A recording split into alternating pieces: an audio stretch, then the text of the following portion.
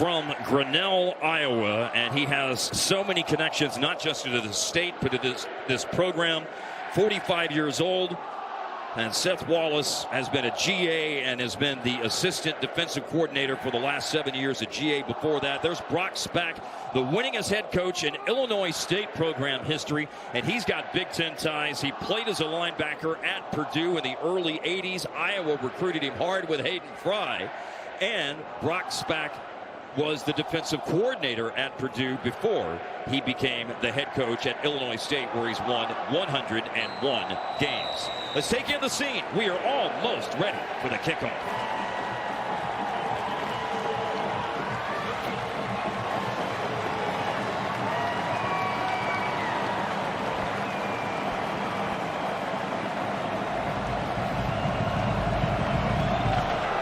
Drew Stevens with the kickoff, and will Illinois State have a chance to return? They will not. The ball flies over the head of Jalen Carr.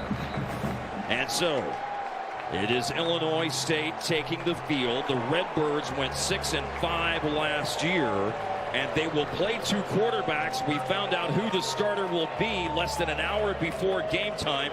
The starter is junior from Geneva, Illinois, and he's been in the program for 2 years and played 8 games. And that is Tommy Rittenhouse. A multi-dimensional talent as a quarterback, very mobile, and against this Iowa defense, there will be moments where you're forced to extend the play as their coverage can be so suffocating on the back end. Well, they're going empty. They've motioned running back Mason King out of the backfield. Good pocket, quick throw, incomplete pass, looking off to the left side. TJ Hall in the coverage. And we look at the rest of the starting offense for the Illinois State Redbirds. It's an experienced group. Won 6 games last year. Formidable up front on the offensive line, especially via the corner. And here's the keeper. Rittenhouse in trouble. Escapes one tackle. Forced out of bounds by Jay Higgins. So after the touchback, this drive started at the 25, and they've gained 1 yard in 2 plays, an incomplete pass and a scramble. And Iowa's defense rising to the occasion. Here's the starting 11. No surprise there. The most experienced group in returning production in the Big Ten Conference. I highlighted a couple of those guys at the second and third level, but don't sleep on this defensive front, especially on 3rd and long. And 3rd and 9 is the down. They have 8 starters officially back on that defense. And a pass. And Nick Jackson got a little fingertip on it, perhaps. It was intended for Daniel Sobkowitz for Illinois State. It's 1 yard and 3 and out for the Redbirds. You tend to see twist stunts up front. You get an advantage point from the quarterback's eyes on the opposing side, but as all those opposite colored jerseys flash in front of his face, he knows he's got to get rid of the football. Rittenhouse throwing into that Iowa zone coverage, had nowhere to go. Well, in the past, Ian Wagner has not only handled place kicks but also punts, but they have taken the punting off of his plate, and a redshirt freshman, Hayden Futch from Valdosta, Georgia, with his first collegiate punt.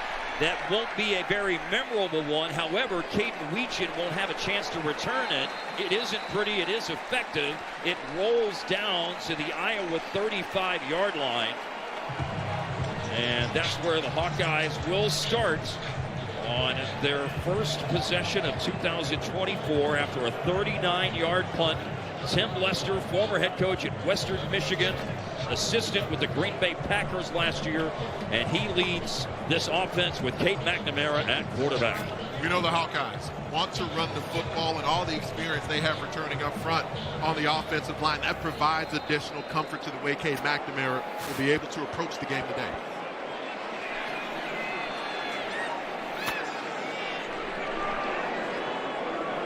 First Iowa snap of the game. And they're running it behind Kamari Moulton to the right side. Moulton is starting today at running back. And Moulton is part of the remainder of that starting offense now for the Hawkeyes. We just saw Kate McNamara, and here are the skill positions. And they're really deep. They're deep at tight end. They're deep at running back. They are experienced on the offensive line.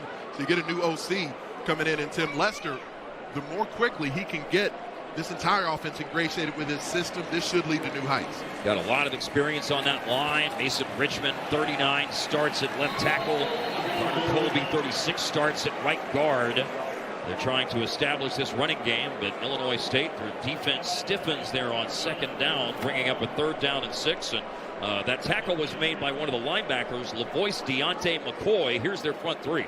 Different challenge that Illinois State will present to Iowa's offense with that odd front. And they've got a lot of playmaking linebackers at the second level. Secondary on the back end has some NFL prospects in it as well. A 3rd down and 6. LeSean Johnson has come into the game. He's in the backfield. Weegens in motion. Illinois State sends pressure, and an incomplete pass for Luke Lachey. There's some murmurs that there should have been a flag. However, there's not one on C.J. Hodgson, the safety. As Luke Lachey came out of that break, yes, there was a little bit of impact. There was some collision. Judgment call from the officials. The good thing is Iowa fans are evaluating that first series of Cade McNamara in a QB. He knew exactly where to go with the football. Used a little sidearm to try to feed it in there. Well, from Melbourne, Australia, it's the debut, Anthony, of Reese Dakin at punter. I cannot imagine there be another punter in college football as eagerly anticipated as this. And this will bounce out of bounds at the 25-yard line, just outside the 25. And we'll see Iowa's defense on the field when we return. They just forced a 3-and-out led by Mike linebacker Jay Higgins. Today's Impact Players are sponsored by Auto Owners Insurance. Simple human sense. And one on the Iowa defense and offense, same for Illinois State, Anthony. Having Logan Jones at center is a big deal for the Iowa offense. He's turned into one of the best in the business, as has Y.A. Black. Been a 3-year starter for the Hawkeyes. Mason King used to go by Mason Blakemore, so college football fans would know him by that name. One of the top young linebackers at the FCS level is Thate Niekamp. And both of them had Missouri Valley Football Conference honors last year. He was Mason Blakemore last year, now Mason King. Rittenhouse, he started at quarterback under pressure, and Aaron Graves got him down low, brought him down for a sack. It's a loss of 3 yards on Iowa's first sack this year. They had 33 last season. That's one of the underrated parts about how exceptional Iowa's defense was last season. The pressure from the front four took a little bit of a step back. But Aaron Graves here getting into that outside shoulder and the continued pass rush mechanics turning the corner.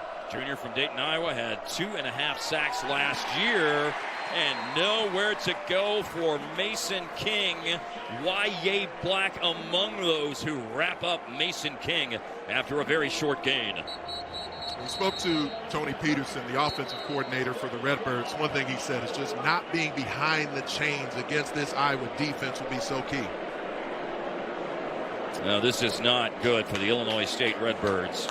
3 minutes into the game, their talisman, when you look at the running back position, Mason King, transfer from Northern Illinois, and as we noted a little bit ago, ran for nearly 1,000 yards last year. He's down on the field hurt early here at Kinnick Stadium. The offensive coordinator at Illinois State, Tony Peterson, he's coached in the Big Ten at Minnesota and Illinois, and he said that Mason King could have played for him at those two places in the Big Ten. Very talented running back, and here he is getting his right leg rolled up on in that previous play. Limped off the field, no pressure on his right leg, but a completed pass to Daniel Sobkowitz. First down of the game, and Sobkowitz in his 3rd year at Illinois State, now with 100 career receptions as of that grab up to the 40. They've been really, really impressed with the offseason that Daniel Sobkowitz has put together. Family lineage, playing at the collegiate level, plays the X position for the Redbirds. 68 grabs, 933 yards last year, all-conference player. Here's a rollout and a pass to the tight end, and another first down here for Illinois State. Mitch Bartle, a transfer from Western Michigan. Mitch Bartle did not catch a pass in his time playing at Western Michigan, primarily on special teams. Let's see if his first collegiate reception is going to stand. It was good for a first down. However, ineligible at this point, downfield Mike on the forward Kozinski pass. improved. Offense number 68, 5-yard penalty. Repeat first down. Today, the first snaps in college at right guard for Landon Woodard on the penalty. The action went to the wide side of the field, but as an offensive lineman, you have to be aware of that on one of these RPO looks. It's a good look at it we have there with Woodard too far downfield. They'll give you a few yards as a cushion. Pushed outside of that little 3-yard bubble. Here's a keeper, and Bartle with a block and a run by Rittenhouse. He certainly can move the ball well with the ground game, and he runs up to the 44-yard line. If you're looking for the Purdue-Indiana State game, go to btn.com/gamefinder right now to see where you can find the game in your area. We will see Jake Rubley at quarterback at some point in time, but Rittenhouse now has the Redbirds moving a little bit. Quick pass and caught and out of bounds along the sideline. Transfer from Kansas State. Xavier Lloyd with his first catch at Illinois State. It's interesting how just that first down that the opponent picks up, it does loosen the coverage just a bit, and then Rittenhouse showcasing some of his mobility. So there's a little bit more hesitation in the Iowa defense as they react when the ball leaves his hands.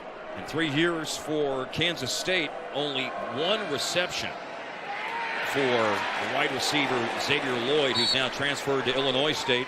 Winkers right with a run to the Iowa 46 for a gain of 3 on first down.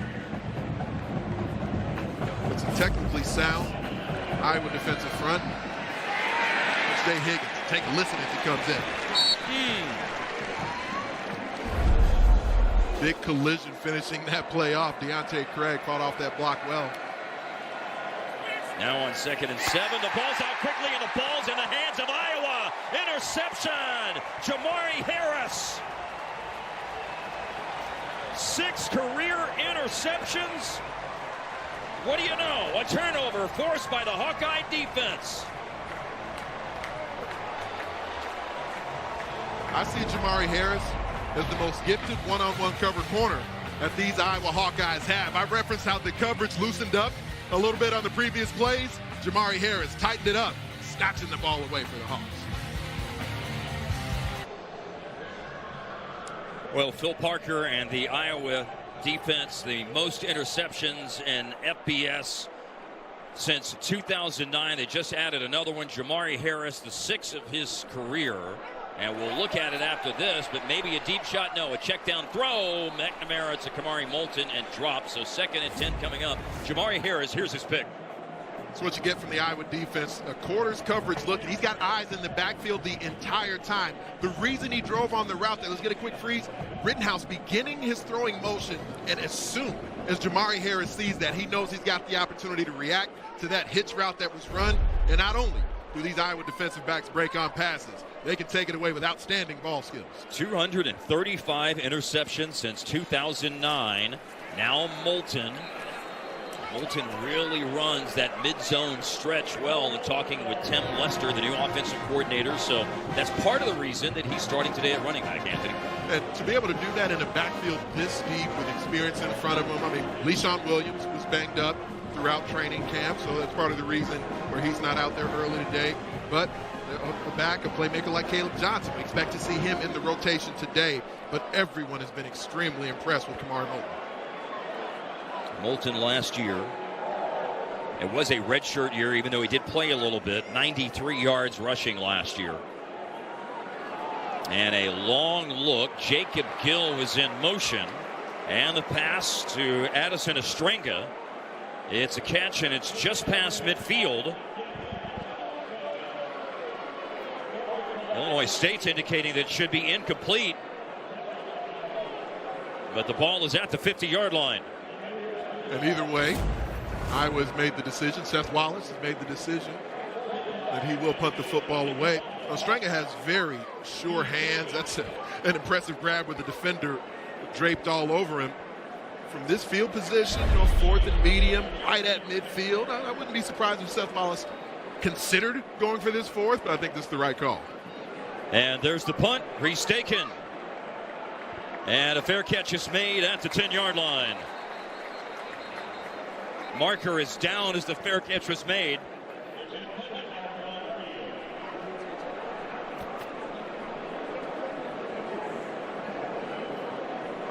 There's been 1 penalty in the game so far. That was on Illinois State that negated a first down catch. Mark Klozinski.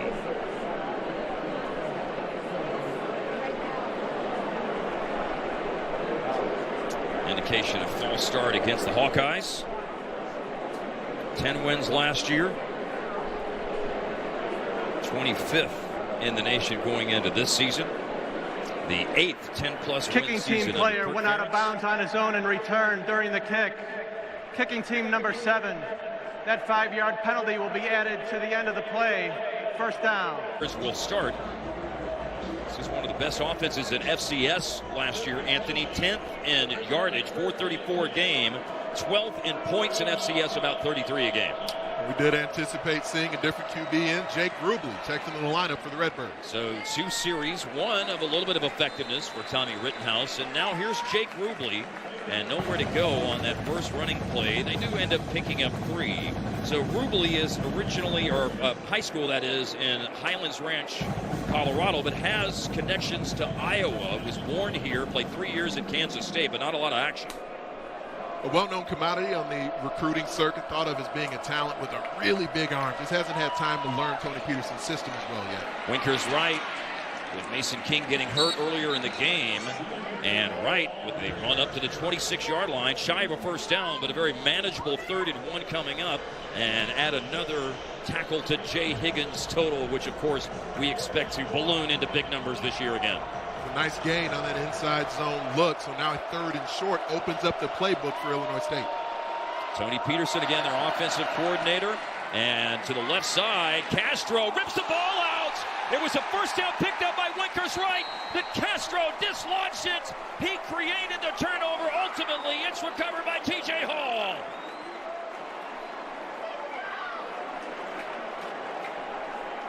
Three drives for Illinois State, 1 3-and-out, and 2 turnovers. First an interception by one corner, then a recovered fumble by another. Quintessential Iowa Hawkeye execution, multiple black shirts around the football, stacking up the ball carrier, and then from there, you see that swarm from the Hawkeye defense at the 2nd and 3rd level coming to strip the football away. Sebastian Castro had so many big things happen last year. 8 TFLs, 8 PBUs, 3 interceptions, 1 forced fumble, and that forced fumble is ultimately recovered by T.J. Hall, the junior from Fresno, California, an injury-shortened 6-game campaign in 2023. LeSean Johnson is in at running back. Lachey at tight end, and a fake handoff and a throw in the direction of Lachey. It's incomplete at the goal line. Lavois Deontay McCoy with the PBU. This ball underthrown by Cade McNamara. Off the play action, he had Lachey declare open. He'd gotten behind the secondary. The trajectory of this football for Cade McNamara, it almost looked like he's sort of guiding the football in. Well protected, had exactly the look he was hoping for. Just got to groove that one in there. Touchdown missed. Now McCoy, who was part of breaking up that pass, showing some blitz. This is LeSean Johnson, and a case of friendly fire. Ran into one of his own players, ran into Bo Stevens, the left guard. That did as much to disrupt the play as anything, him running into Stevens. It was interesting talking to the Iowa staff just about the offseason that Cade McNamara has had so far, because it was the 2nd offseason where he's in the midst of recovering from an injury. 3rd offseason consecutively when you go back to his final season at the University of Michigan. So it's just been year after year of not having that full ramp up toward regular season action. So there's still been, even over this offseason, some fits and starts and him really getting into rhythm. Tim Lester told us yesterday he's starting to look like himself a little more in the last week and a half after being skittish anytime that there was contact near his knee, players near his knee during fall camp. Pass to the right side is caught. Jalen Gaines with a tackle, off the catch by LeSean Williams. He did catch it 12 times last year. His first this year. All right, Anthony, 4th down and 4. I think this makes sense. Take the opportunity to put points on the board. You trust your battery of snapper, holder, place kicker. Defense gave you the ball in striking territory. Yes, a touchdown would have been nice, but you take this opportunity for 3. So it's Drew Stevens on a 41-yard attempt. Ty Nissen is the holder. And the kick is on the way for Stevens outside of 40 yards. He struggled last year, but he doesn't struggle on this kick. Nails the 41-yarder for the first points of the game. Hawkeyes in front by 3.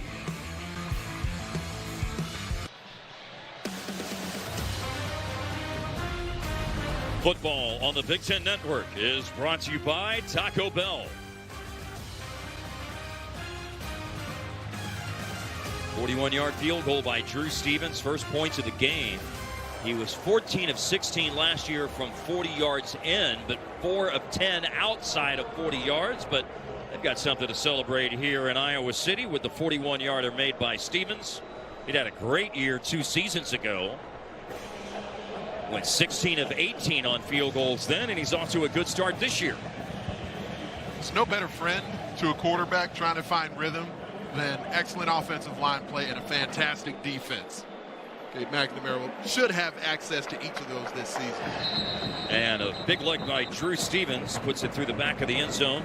Illinois State's 4th possession on offense. Remember that the acting head coach today with the university-imposed 1-game suspension for Kirk Ferentz, who we did talk to yesterday, but Seth Wallace is the acting head coach. He's been at Iowa first as a GA 06 to 08, then back with Iowa since 2014. He said the biggest thing is not letting this become something it shouldn't be. It's about handling the logistics and emotion of the game in a similar way to Coach Ferentz and how he has for 26 years. He said, you just don't want to disrupt the players. Make it business as usual. He's from Iowa, from Grinnell, Iowa. Back, it's Rubley for his 2nd straight. They would go on his total, of course. Again to Lloyd, and again incomplete on the pass by Rubley. When you're stepping in for one of the all-time greats in college football history, it can be daunting, especially if that individual is still your current boss. So I do find the scenario that Seth Wallace is in to be a little bit awkward because this is a big chance for him, a program he's, of course, very, very passionate about, while at the same time, Kirk Ferentz is going to be back on the job tomorrow. And he said, I'm not happy about it. It won't be easy, but our staff will do a great job, and our players have great veteran leadership, and I told them the players are the one who decide the game on Saturday. And the crowd helps too, and they're in full voice right now on 3rd and long, and it's broken up. Nicely done by Kyler Fisher. 3 straight incompletions on Rubley's 2nd series at quarterback. Fantastic coverage by Fisher. Fisher really more of a linebacker. He's playing the cash position in a similar fashion to what Sebastian Castro would do. But in this sub package, he can play like a linebacker in certain situations, like a defensive back, getting into that speed turn, opens his hips, plays the ball through the eyes of the potential pass catcher. And that pass catcher was Javon Charles from DeSoto, Texas at tight end. And now Caden Weegan, something special may happen here with all of this room to run. Caden Weegan, he is picking him up and putting him down. Touchdown, Caden Weegan. The unfortunate news. There's a flag down back at the 41-yard line of Iowa in the vicinity of where the electrifying return for Caden Weegan started. During the return. Illegal block in the back. Receiving team number 8. 10-yard penalty from the spot of the foul. First down, Iowa. Oh boy, oh boy. Tough break for the Hawkeyes. That was something really special we just saw out of Weegan. Deshaun Lee with the block. And Deshaun Lee, you could tell he was actually trying to evade placing the block into the back of the member of Illinois State's coverage. He had a teammate who sort of legally blocked the Illinois State coverage player into the path of Deshaun Lee. So against his own will, he ends up hitting that player in the back, and it takes 6 off the board for the Hawkeyes. And 6 in really exciting fashion. This now moves the ball back to the 31-yard line. With the illegal block in the back negating a punt return for a touchdown by Caden Weegan.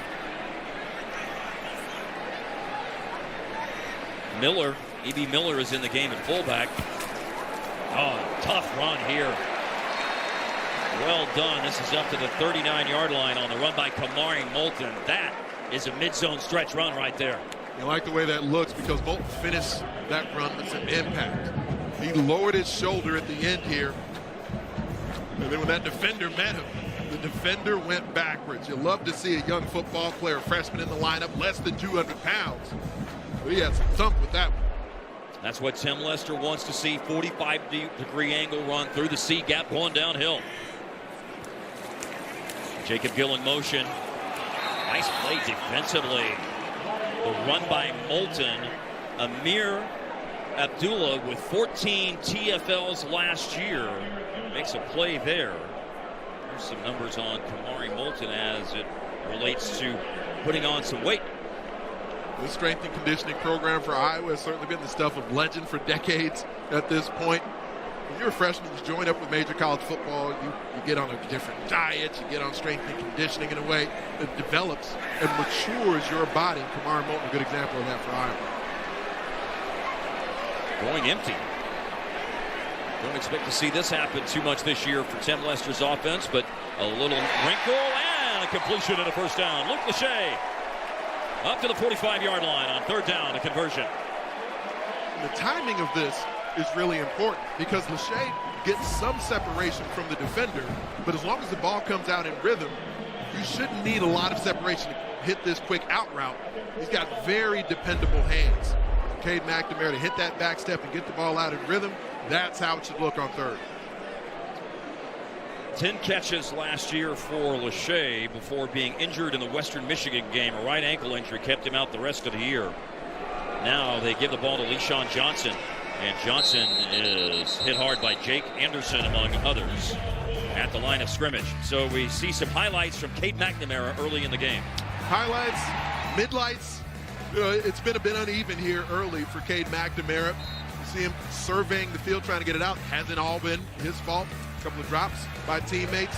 But when the opportunity is there, you got to hit on this. When he had a chance to step into this pass, it appeared to me, and then underthrows it because he's falling back as he delivers the football. LeSean Williams still in the backfield. And they fake it to him. Roll and throw behind Reese Vanderzee, freshman wide receiver who has looked so good in fall camp that he is starting today. Vanderzee's really shot up the depth chart, and part of that also, Iowa a bit thin at wide receiver today.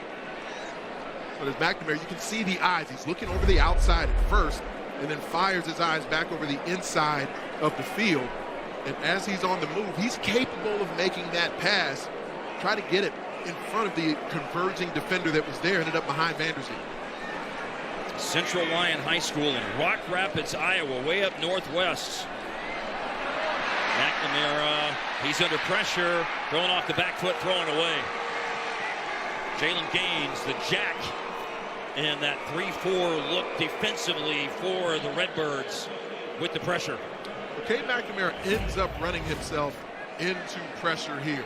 And initially, there aren't any receivers that immediately declare themselves as open.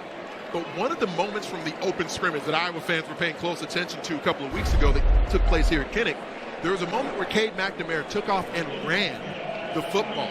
That was the first indication. Kirk Ferentz told us this yesterday, that as a coaching staff, they could tell he was beginning to get more comfortable in recovery from that ACL injury. To me, that's a chance for Cade McNamara. Tuck the football, pick up some yardage. Maybe you move the sticks with your legs. Second punt for Reese Dakin. Braden Contreras is back, but won't have a chance. 2:10 left in the first quarter. Iowa in front, 3-0.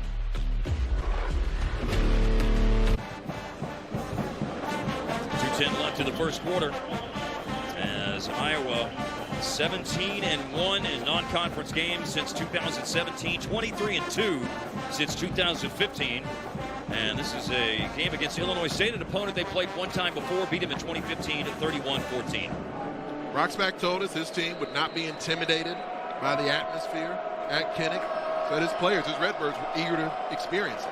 Well, now back in the game, Tommy Rittenhouse, and Rittenhouse keeps it. Makes the handoff and runs the ball up to the 29-yard line. So 2 series of Rittenhouse, 2 series of Rubley at quarterback. Now back to Rittenhouse. And you would imagine at some point they'll stick with the hot hand if one of their quarterbacks can heat up against this Iowa defense. But it is a true change of pace because Rubley, more of the traditional pocket passer. Rittenhouse provides more mobility from the position. 8 games last year, 5 in 2022. He's made 5 total starts in his time with the Redbirds. Now, Mason King went out of the game early with an injury. We've seen Winkers Wright run the ball. That's Seth Glatz, who is a transfer from Western Illinois, where he ran for 329 yards in 2 seasons. It does throw off your rhythm, especially in the front 7 on defense, when you're accustomed to one quarterback who's a stationary target, then they come back with a change of pace. A guy who's far more mobile. Now Rittenhouse will show off the arm. Too much arm, trying to find Sobkowitz down the left side. Coverage by TJ Hall, who has recovered a fumble in this game as we wind down towards a minute left of the first quarter. But more variety from Illinois State's offense now being thrown at Iowa defense. At least the chunk play attempted in the passing attack against Iowa's secondary. The hope with that, even with the incompletion, is that you loosen their coverage up a bit. On second down, and a flag is down, pressure's coming, ball hits the turf on an incomplete pass for Sobkowitz. And let's sort out the penalty. Biggest penalty of the day was the illegal block in the back that negated a Weechen punt return for a touchdown. That was, of course, on the Iowa side. We'll see if this is against the Redbirds. There's been an alignment infraction. Illegal formation. Offense number 57 was lined up in the backfield. The penalty is declined. Third down. Flag came in from the head linesman. You have to be breaking the plane, the hip of that guard next to you to make sure you don't have too many bodies in the backfield. There's actually up too much on the line of scrimmage and line of the center. Hunter Zambrano, the most experienced lineman for Illinois State, 23 starts, second team all-conference last year, and with a declined penalty and third down, Iowa slams the door shut on a Seth Glatz run. Ended up losing a yard. Max Llewellyn was part of that along with Brian Allen.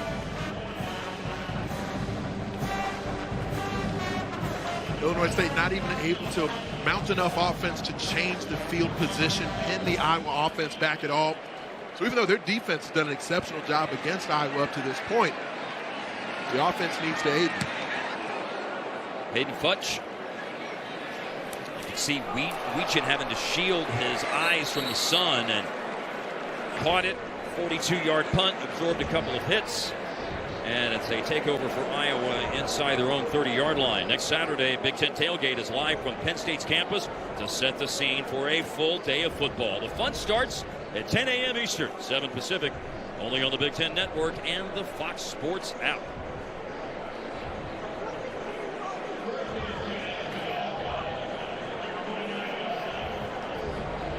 Brendan Sullivan, signed by Iowa to be their additional depth at the quarterback position. The coaching staff have been very impressed with what Sullivan, the former Northwestern Wildcat, has brought to the table. He didn't join up with the Hawkeyes until entering the transfer portal, transferred here during the summer. There's a lot of verbiage to learn in Tim Lester's offense, a lot to figure out, but it does insulate the quarterback position more for Iowa. 1,300 yards passing in 2 seasons with Northwestern. Kamari Moulton runs the ball from the 29 to outside the 31. Keandre Jackson with the tackle. He was their leading tackler last year. And, of course, the Kinnick Wave is coming up now, waving to the young children atop the University of Iowa Stead Family Children's Hospital. One of truly the great traditions in college football. All the fans, all the Iowa players, visiting team players, broadcasters, everyone joins in on this warm and wonderful moment.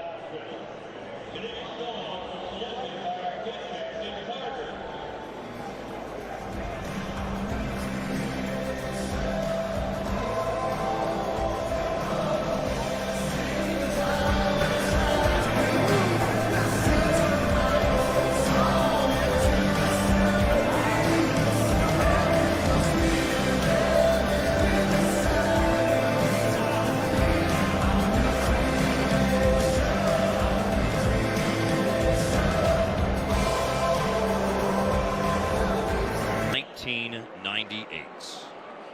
I have the privilege playing my first 2 years here at the University of Iowa for Hayden Fry, his final 2 years leading the Hawkeyes.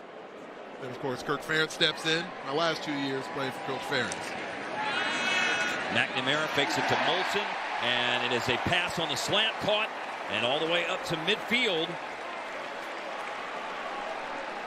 And the grab is made by Vanderzee. That's his first catch with the Hawkeyes. Look at the lower body. Don't even watch the ball. Look at the lower body of Caden McNamara. We're here. He's not falling away from the pass in the way that we saw him doing earlier. We're talking a bit about Reese Vanderzee because the coaching staff have been talking about this young playmaker as well. They've been extremely impressed. So write it down. Reese Vanderzee's first catch for Iowa. He's had a target before, but his first catch, 18 yards and a first down.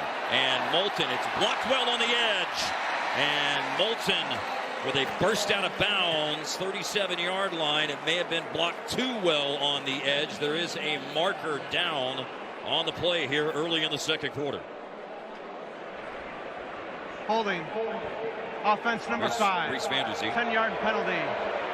Repeat first down. Well, the penalty on another wide receiver, Jacob Gill, but there's Reese Vanderzee, only true freshman on the 2-deep roster for Iowa today.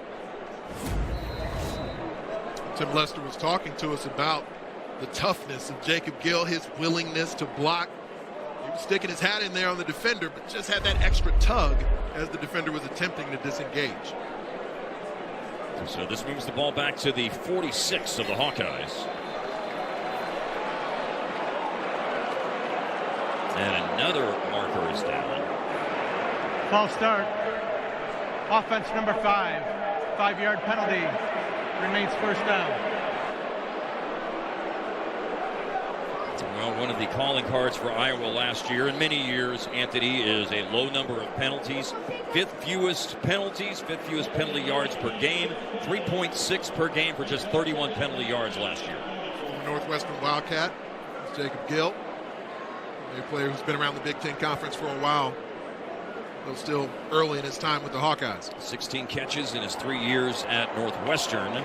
Now slashing off the left side is Kamari Moulton to gain some of the yardage they've lost with consecutive penalties. And there'll be so many Iowa fans who will watch Caden McNamara extremely closely, but as much as anything we're seeing through over a quarter right now, the Iowa offensive line, the Iowa run game, they have to take this contest over. They've got to be able to start to impose their will on that front 3 and then the overall front 7 for Illinois State. Into the game at tight end right now. He's lined up on the left. Zach Ortworth. And you see him go in motion. And Moulton. And a nice hole. And then an ankle tackle by Amir Abdullah. It's quite a game that day. I don't know if Iowa fans remember that.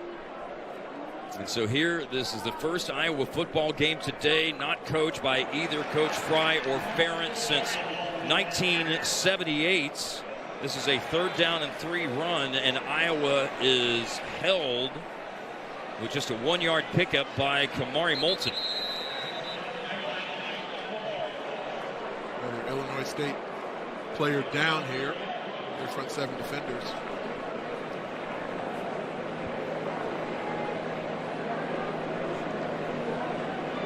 This is after the Hawkeyes had been held 2 yards short. So a 4th down and 2 is coming up as Illinois State head coach Brock Spack.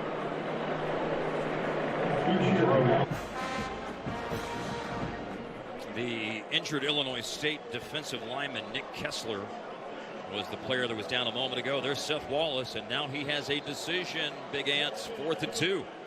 The Iowa offense going back out onto the field here. You're near the plus 40, 4th and short. I was talking about that Iowa offensive line.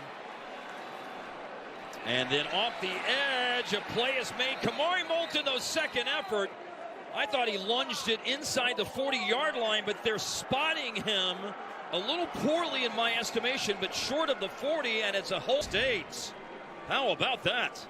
It was a fantastic effort from Moulton, but Illinois State just brought so many defenders, and they timed up the snap so well, getting bodies into the backfield. Now the body into the backfield here is Dylan Gerhardt at safety. That's the first hit. and then McCoy, LaVoice Deontay McCoy. He was eventually able to fight off that block, continue his path into the backfield, as Kamari Moulton did have a fantastic effort, but it wasn't enough. That knee. Now hold the phone here. Play has been stopped.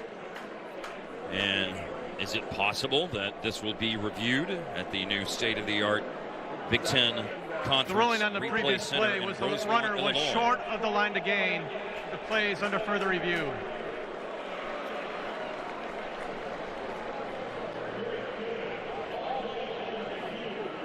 Well, here we go.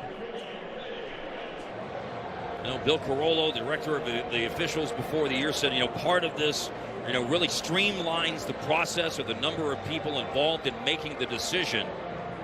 And they'll have a decision to make here, which is a difficult one because do you have the angle and an unobstructed view to determine where the runner was officially down? Where's the knee or body part go down relative to where the football is when it occurs, Anthony? A really impressive contact balance from Kamari Moulton as they piece various angles of this run together, though, with the call on the field being that he was short. And you see even there, as Kamari Moulton's on the ground, he's even laying down short of the 40-yard line, and then there's one additional lunge. The ruling on the field stands. The runner was short of the line to gain. First down, Illinois State. Worth a look because the effort was so fantastic, but impressive call by the officials to get that right in live action. That left hip as it came down, the left hip, left thigh, doesn't have to be the knee. It can be the thigh, it can be the elbow, it can be the hip.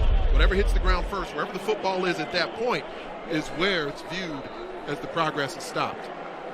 Illinois State defense, their top 7 tacklers from last season return, and they just had a big hold, and here is a catch by Dylan Lord, a walk-on true freshman, and tight ropes the sideline, and this is into Iowa territory. First down, Redbirds at the Hawkeye 49. A reference to how impressed Iowa's offensive staff was with their freshmen, with the way that Illinois State rocks back. We've been talking about Dylan Lord in very similar capacity. And he was with their freshman quarterback that they brought in from Chandler, Arizona, Beckham Pellins, and a sack. Rittenhouse has to eat it. And for the second time today, Aaron Graves makes a play in the backfield on Rittenhouse. It's in the game of Aaron Graves. He came in as a freshman, able to hit blocks early, exceptional run defender. But did you see the mechanics there as he got into that offensive guard? Quickly getting his shoulders turned, getting skinny into that gap, finishing at the QB. Graves had 2.5 sacks last year. He has 2 in the opener. And here is very good coverage by Castro. And Castro picks up the ball and is running the other way with it after it was a pass intended for Xavier Lloyd. But all seems that this play is ruled dead and down. The ruling on the field is the runner was down. Castro, third down. He just seems to play at a pace that most other players just can't match on the football field. Yes, the pass receiver was down. Castro comes in, rips the football away. But just in case there's a chance that this could be another takeaway for Iowa. An opportunity to get in the end zone. Castro finishing every ounce of every play. Well, with Cooper DeJean gone to the Philadelphia Eagles, obviously Castro is going to have a chance to shine. He's had a forced fumble already in this game today, and it's an overthrow. Third down and long, Rittenhouse. Guess who's in coverage? The aforementioned Sebastian Castro. On the out route from the slot. And when you're a slot defender, you have so many different responsibilities. And Sebastian Castro able to occupy space in zone concepts there. He's in man on a slot receiver. We just saw the physicality on the previous snap, coming up with the thump as a tackler. He does so many things at such a high level in this Phil Parker defense. Well, 4th in scoring defense last year in the country behind Michigan, Ohio State, and Penn State. Top 4 scoring defenses for the Big Ten. And pitching a shutout today and looking to make something happen on special teams. Weegan has had a return for a TD called back today. But that is a good return to give them much better field position for the likes of tight end Luke Lachey when the Hawkeye offense is on the field after this. Work last night, their first match of the season, losing to Pitt There's a run on first down and a pickup of 6 on that run for Iowa up to the 30-yard line. Oregon, by the way, another great school to add to Big Ten volleyball, ranked 10th. Preseason all-conference selection for Oregon outside hitter Mimi Collier, who from her prowess in terms of kills in high school in California was known as the Grim Leaper. I like that. Yeah, I'm all about a good nickname. That's a great one.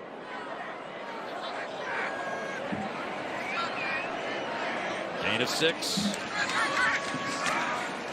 Moulton getting a lot of work today. Some for LeSean Williams at running back. And that was a tough one. Between the 29 and the 30-yard line. The advanced stats sponsored by IFS.AI. So Iowa's defense is pitching a shutout through the first 20 minutes of the game. They have scored 16.5 points, but they have won 18 games in the last 2 seasons, as you see on the graphic. It's been a point of both pride and frustration for those who are passionate about Iowa football fans in recent years here, as great as they've been in defense and special teams. LeSean Williams picked up the blitz. The pass by McNamara. Jacob Gill with the catch. And then lowering the boom on him was Keandre Jackson. They end up ruling that it was just enough for first down. Physical grab off a big hit. 34-yard line is where the ball is, and that's what they needed. The series started at the 24, and so the Hawkeyes do move the chains. A third down conversion after going 29% on third downs last year. First 16 plays, only 34 yards, 52 on the last 9. That got over 5 yards per play average. A roll and throw. McNamara finds Luke Lachey, broke a couple of tackles. Ultimately, Jake Anderson among those on the Redbirds defense with the tackle at the 40.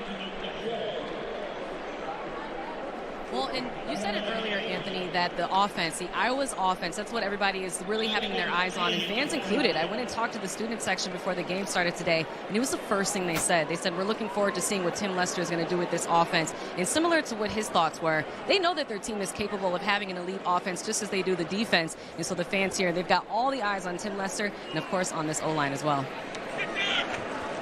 Right now, the eyes on LeSean Williams, who fought off 1 tackle in the backfield, and by doing that, at least made it back to the line of scrimmage. Stopped there at the 41. I'm not accustomed to showing up in Iowa City and having people that I haven't met before, frankly. And so it was my first time getting to meet Tim Lester in person. We had a chance to talk to him yesterday.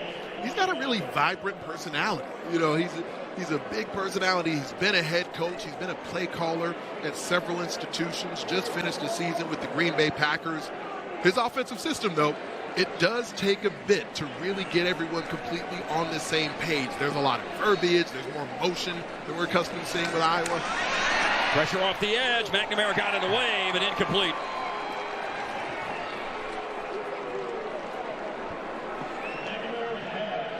Gerhardt in coverage. Kessler brought pressure. And there was a third down pickup a moment ago, but not there on third down at 3. One of the storylines that's been pretty frequent in recent years as well is Iowa being thin at wide receiver. I referenced that a bit earlier with no Caleb Brown in the game today, serving a 1-game suspension. Seth Anderson not dressed for the game today either. He's been a bit banged up in the preseason. Good punt by Reestink and fumbled the football. Contreras back there got that ball back despite all the black and gold around him. Wow. Here's Contreras dropping it. What a fortuitous bounce. They'll have it in bad field position, but they'll have the ball most importantly. Iowa City, poor field position after the muffed punt, but Contreras got back on it. Quarterback keeper under duress for Tommy Rittenhouse, moving the ball forward 2 yards out of bounds along the near side of the field. Really impressive effort from Deontay Craig there as well. Had the proper shoulder free, going in and impacting the blocker, but kept that outside arm free and had to chase Rittenhouse around the edge. Didn't allow him to turn the corner. He had 7 quarterback pressures, Deontay Craig did last year. career 11 sacks. That, though, was a gain of 2. And now the pass to Sobkowitz. And Sobkowitz makes Jamari Harris miss in space and then scoots up the sideline and has a first down. That's near the Hawkeye 35-yard line. Really impressive route from Daniel Sobkowitz. He just narrowly got Jamari Harris into his speed turn. Once Harris opened his hips up, that's where Sobkowitz came out of his break. Rittenhouse put it right on him. Sobkowitz, who had 933 receiving yards last year, makes a 19-yard reception there. And Rittenhouse, and the ball is out as he's sacked, and it's recovered. Aaron Graves strikes again. He recovered the fumble. There's a marker down in the defensive secondary. Ethan Hurkett got there on the pressure. Graves, who has 2 sacks today, pounced on the free football. But the air's already been let out of the balloon once by a penalty today, maybe again. 10-yard penalty. Automatic first down. There's been a punt return for touchdown negated by a penalty on Iowa, and now a strip sack and recovery negated by the hold on Jay Higgins. There was an additional pat of the football in the pocket from Tommy Rittenhouse, and it seemed that it was as Jay Higgins was impeding the progress of the route that came over the middle. It actually looked to me like it was actually the tight end, Javon Charles, that reached out and perhaps grabbed Jay Higgins for some reason. Previous play is under further review.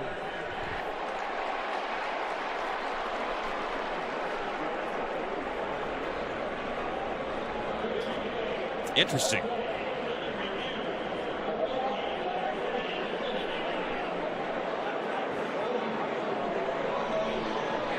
Now, the question of what they are reviewing here. So they wouldn't be allowed to review the defensive hold itself, but there is no review of the play. The ruling stands. First down, Illinois State. Okay. Yeah. I was trying to think through in my head, so what exactly would they be reviewing? Because they can't review the defensive hold. I don't know. That replay did look to me like the tight end might have been the one reaching out to grab Higgins for some reason, but that's not reviewable anyway. Yeah, I'm with you, though, Anthony. If there was a thought bubble visual over my head, it would have been filled with a lot of question marks. Right. Dylan Lord has gone in motion, and Javon Charles, and he's hit in space. He did pick up 3 yards on the catch. Xavier Wampa with a tackle. They've got a deep rotation in the secondary for Iowa as well. Xavier Wampa, one of the most highly rated defensive recruits in the history of this program.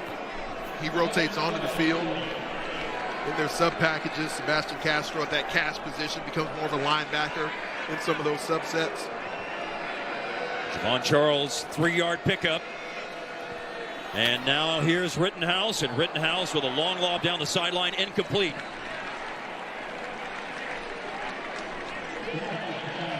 Jamari Harris on coverage. It's one of the most difficult things about facing this Iowa defense, because you want to be able to lengthen their coverage. Another great pass rush move on the inside from Aaron Graves, getting beat on the quarterback. But when you have any time and you look to attack vertically, that's not there either. It's like they've got extra bodies on the field. 3rd and 7. Redbirds 1 of 6 today on 3rd down. And a low snap won't help them convert this 3rd down. Rittenhouse did well to dig it out, but the bad snap certainly put that play off on a bad foot. And the footwork of Rittenhouse wasn't able to complete anything or create anything afterwards. As he got into scramble mode, Throwing he as was the trying to passer see if was he out could of bounds. 4th down. motion to one of his teammates to head deep and look to pick up a chunk play. Like you referenced the low snap there, Rittenhouse did everything he could to just extend the play. Maybe he could try to pick up a chunk play opportunity there. Several teammates down the field who were just sort of standing around watching him run. And he was running for dear life away from Deontay Craig and Aaron Graves, among others. Aaron Graves has been nightmare fuel for Rittenhouse today, sacking him twice in this game. Got the punt here by Hayden Futch. This is returnable for Weegan. There's just maybe not enough room along the boundary, but he creates room. Oh my goodness, Weegan is so fun to watch. He thinks he should have had more, but it's a heck of a return outside the 40 to the 41-yard line. We're back in 15 seconds. I don't know if you can tell, Anthony, I enjoy watching Caden Weegan return punts. 23 yards on that return. With good reason. Motion for Luke Lachey, marker down. McNamara nearly down, but stays on his feet and is able to break contain. Again, there's a marker down here, but McNamara avoids two different possibilities of a sack and runs all the way down to the 39-yard line of Illinois State. There was heavy pressure from Stephen Curtis, the defensive front for Illinois State. Illegal motion. Offense number 85. Moving forward at the snap. 5-yard penalty. Repeat first down. Lachey at the wing position towards the bottom of your screen. He begins to motion out laterally, and as the football gets snapped, he had already begun on his arc release to work forward toward the line of scrimmage. You're allowed to continue to be working sideways. You can be moving laterally at the snap, and he had already started to work up towards the line of scrimmage.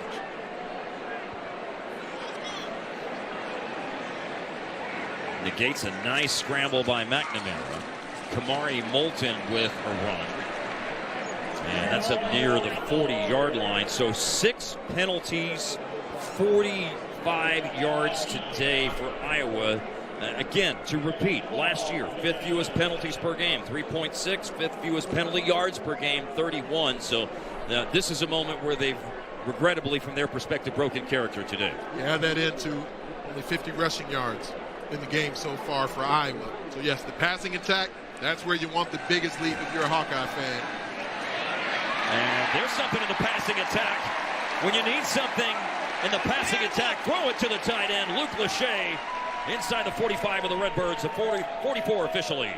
Best ball of the day, Cade McNamara. Between multiple defenders, as Lachey declares himself eligible. Watch him get that 8 and the 5 turned back toward the QB. He is such a big target at 6'6", 250 pounds. Catches the ball away from his frame.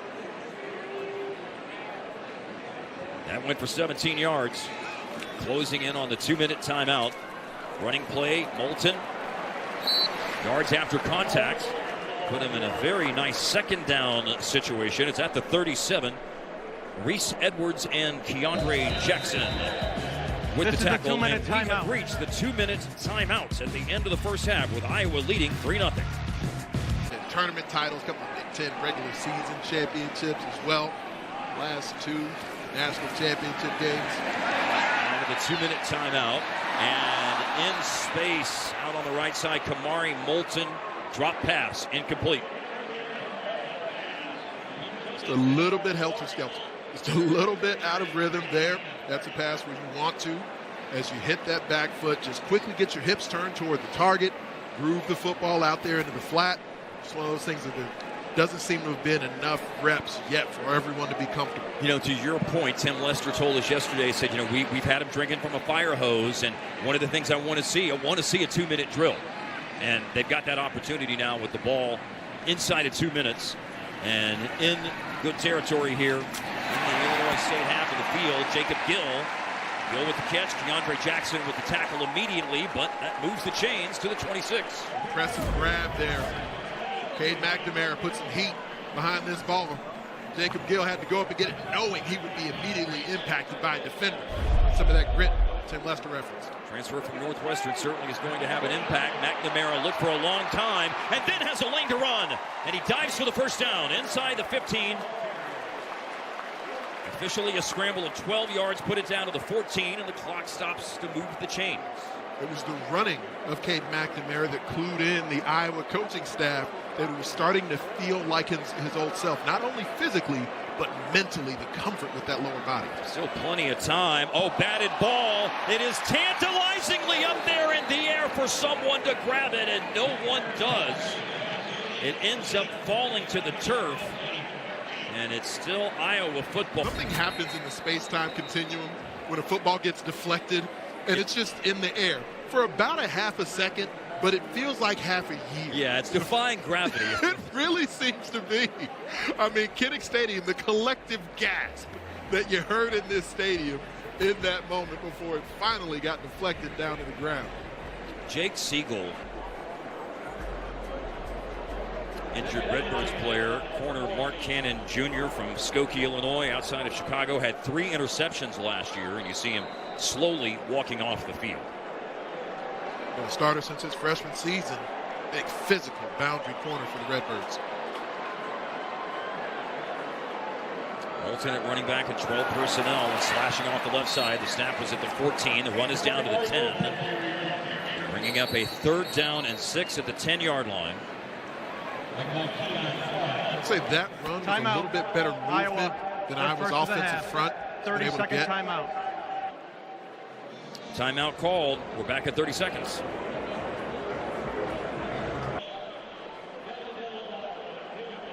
Third and 6 at the 10. Iowa in field goal range. At the point of attack, Mason Richmond, the offensive tackle there, 78. You see his charge on this stretch zone scheme. It's more of a mid-zone, the way that Tim Lester teaches it here. There's more of an aggressive charge out of the stance on the play side blockers. Those slight nuances in the run scheme are different for Iowa this season. Deion Parks made the tackle there, and a pass to the goal line. Incomplete, looking for Ortworth. Broken up by Keandre Jackson, Freeport, Illinois senior safety.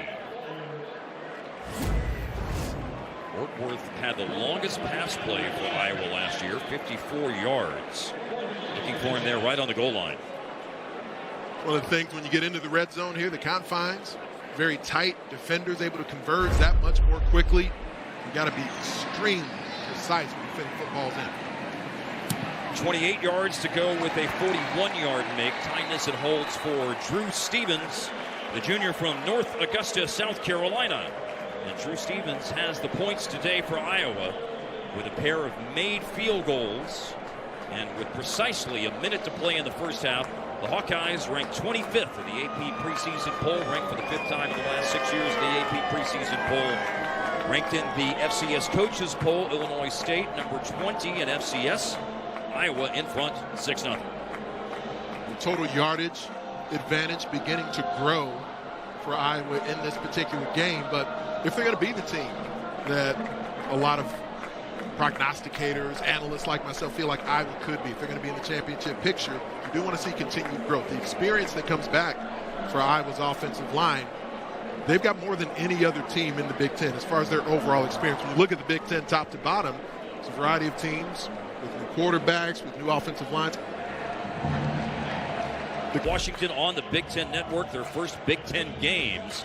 And that, of course, is another new thing into the equation. Later this year, Iowa's going to play Anthony at UCLA, and Washington will be coming here to Kinnick. Kick return by Illinois State up to the 30-yard line.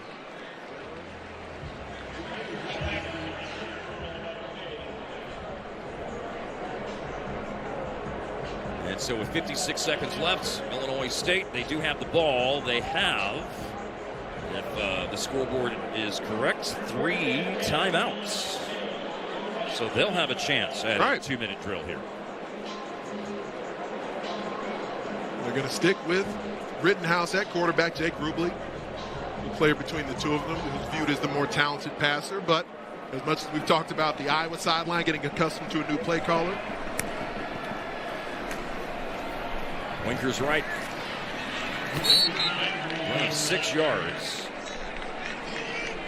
The big advantage that Illinois State has seen between their preseason quarterback battle has been that Rittenhouse has the pre-existing experience in Tony Peterson's system, whereas Jake Rubley, maybe the more gifted passer between the two, just doesn't know the system as well yet. 13 games, 126 pass attempts. Another run here for Winker's right. It's beyond the 40. And that will move the chains. A first down for Winker's right.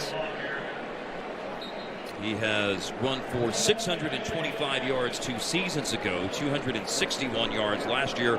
Winker's right, from Floyd's Knobs, Indiana, but grew up in an orphanage in Haiti until he was 6 years old and was adopted by a family in Indiana. Quite a story. Winker's right has the final 2 carries of the first half, and Illinois State content, rather than to attempt a 2-minute drill, to just run the ball, pick up a first down, and let the final seconds go off the clock. Really impressive young man, as Winker's right.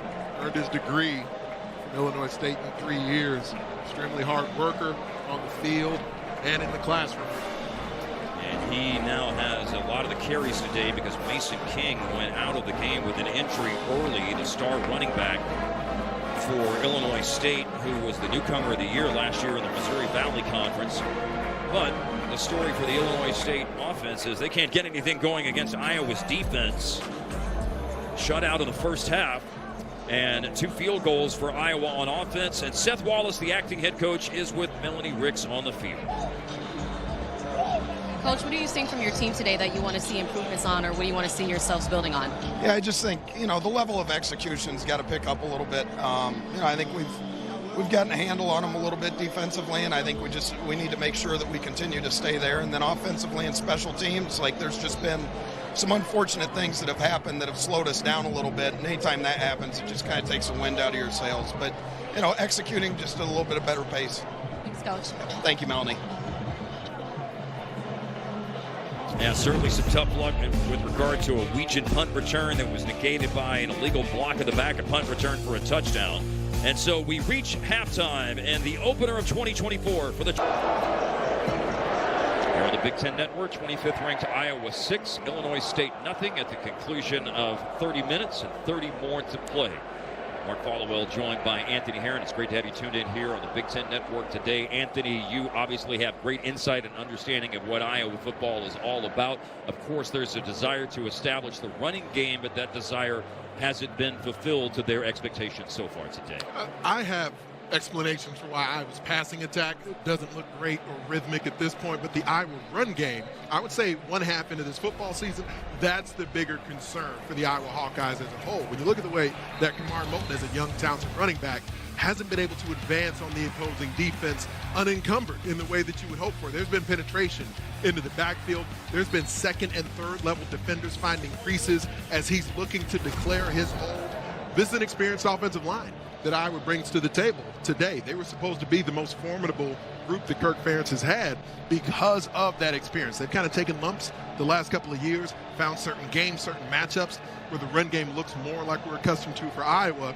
This is not an experienced down 3 for Illinois State. The defensive line for the Redbirds hasn't played a lot of football, but the linebackers and DBs have, and that's really showing up in their run fits. You just saw the breakdown of the number of plays and the yards. Yes, there's balance, but 3.6 rushing yards per carry. Obviously, there's aspirations for more than that. Iowa won today's opening toss and deferred, so they have the ball here to start the second half, and they'll begin from their own 25-yard line against an Illinois State Redbirds team who is 1-7. By the way, there's a penalty here. Illinois State 1-7 against the Big Ten since 2000, which includes a 9-7 win over Northwestern in 2016, and they're down 6-0 after the play was over to start the third quarter. Unsportsmanlike conduct. Kicking team number 28, 15-yard penalty. First down, Iowa. That's 28's first unsportsmanlike of the game. Anthony, you and I have done a lot of games involving Big Ten teams playing FCS teams. And when we talk to coaches, Brock Spackett at Illinois State, by the way, is no different. They always tell us in these games, obvious things. You got to control the things that you can control. Don't turn it over. Don't commit mental mistakes and bad penalties and turnovers, and a penalty like that certainly not part of their script today. You got to execute in all phases of the game. You can't have self-inflicted wounds like that. Gives Iowa free yardage. And instead of the 25, they start out at the 40 and looking left and caught and upended is Ostrenga. Ostrenga shared the lead in receptions on this Iowa team with Nico Reganey last year. And that reception moves its sticks right to midfield. That was a better arc release from Ostrenga. We saw Luke Lachey pick up a penalty earlier in the game. As Ostrenga works laterally, he does a nice job as he starts to work sideways, even bellies back a little bit. Then at the snap of the football, advances toward the line of scrimmage. That's a nice learning opportunity. You see one teammate learning from the other's mistakes. 3 catches, 14 yards today for Ostrenga. He had 31 catches last year. Just into plus territory by about a half yard, and then Keandre Jackson brings down Kamari Moulton. But you see the majority of the TFLs aren't coming from that down 3 of Illinois State. They're hitting blocks up front, allowing the linebackers and especially the secondary to work downhill. If you run the ball a little more effectively, those play action opportunities that you know Tim Lester wants to feature should be there for the Hawkeyes. He loves 12 personnel, and that's the case right now. McNamara throws. Reese Vanderzee, true freshman. Anthony, get out your map and look all the way up in the northwest corner, up by South Dakota and Minnesota, Rock Rapids, Iowa, where Reese Vanderzee was a dual-threat quarterback as a senior, but set a school record for receiving yards in high school as a junior, and he makes his second grab today. Good ball from McNamara, leading him right there into that void in the defense between the linebacker and the safety. And one thing Tim Lester said is Reese Vanderzee, he is sure-handed. Yeah, if it's in his area, he said that dude's going to catch it. 2 grabs today, 35 yards. Moulton brought down by Jake Anderson. There's Jake Anderson, who defensive coordinator Travis Niekamp told us ate a lot of peanut butter and jelly sandwiches and protein shakes to go from 245 coming in as a freshman out of high school to being a 290-pound defensive tackle now. He's there to gum up the works on the running play. Was a gain of 4. Again in that 12 personnel here for the Hawkeyes. And Caleb Johnson is in for his first carry. Sprinting off to the left side. And down to the 26, so they're moving the ball here. Tion Park's the tackle. First action of the game so far, Caleb Johnson not on the field in the first half. Now we're seeing him in half number 2 here. He's got a different run style from Kamari Moulton. Bigger and more straight line speed to advance on the defense. Caleb Johnson, 1,242 rushing yards over the last 2 seasons. And he will now go all the way out to the wide side of the field. They've gone empty here with the 5 wideout set. And McNamara throwing. Oh, nicely done. Luke Lachey, a catch, absorbs a hit, and has a first and goal.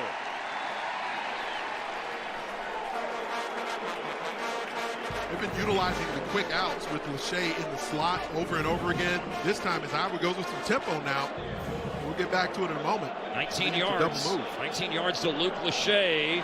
And Ostrenga or Lachey, they're both out there, but sliding to make the grab with a welcome to Iowa football moment. Touchdown, Reese Vanderzee.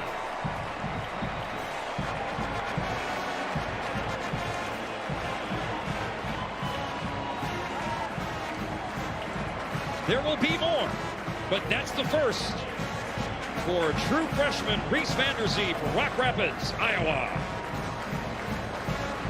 Very cool moment for a young football player scoring his first career touchdown as a Hawkeye. Off play action. And the eye discipline of McNamara is a part of what kept that void open. He kept his eyes over the outside to the exterior of the formation. That widened the coverage enough. I believe Cade McNamara knew the entire time he wanted to feed that back over the middle to Vanderzee. Going for 2 with a 12-point lead. Just 2 field goals in the first half, so to try to make this a 14-0 advantage. Hawkeyes go for 2, and again it's a roll to the right side, and this time it's incomplete. Pass for Luke Lachey for the 2-point conversion. Dylan Gerhardt, he broke it up. It is the first touchdown of 2024 and the first in the Iowa football career for Reese Vanderzee, and it's made it a 12-point advantage over the Redbirds here at Kinnick.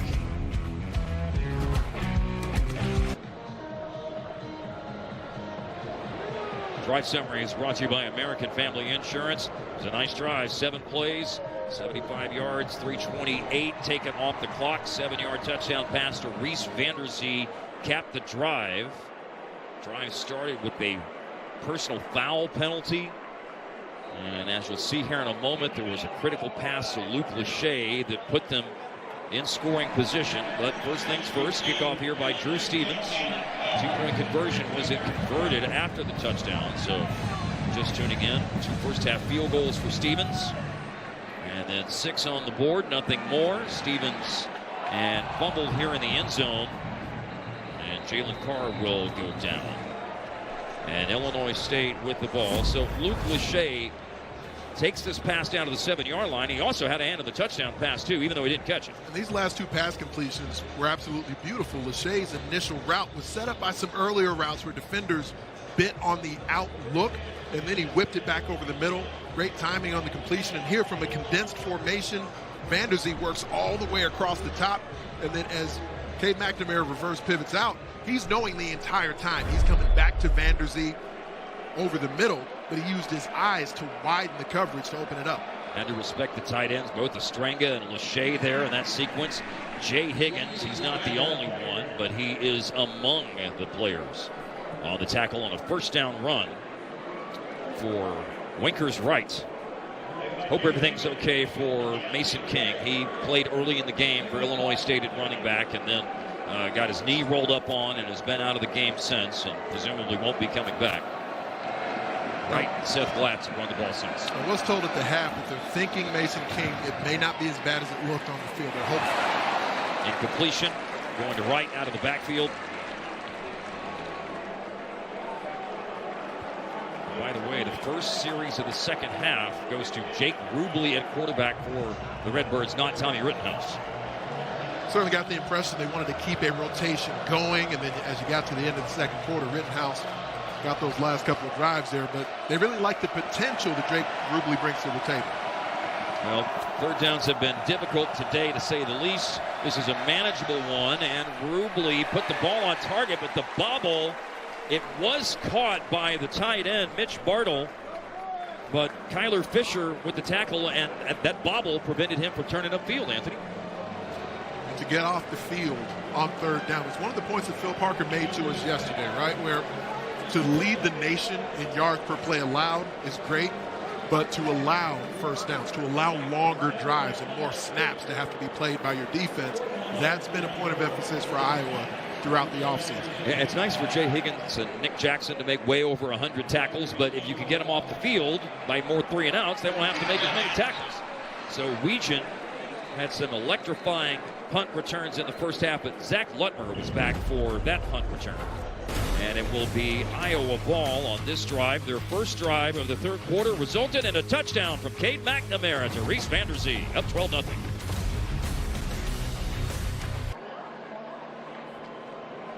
I want to say what the doctor ordered for Iowa on their first drive of the second half was an efficient drive in terms of throwing the football, and Cade McNamara went 4 for 4.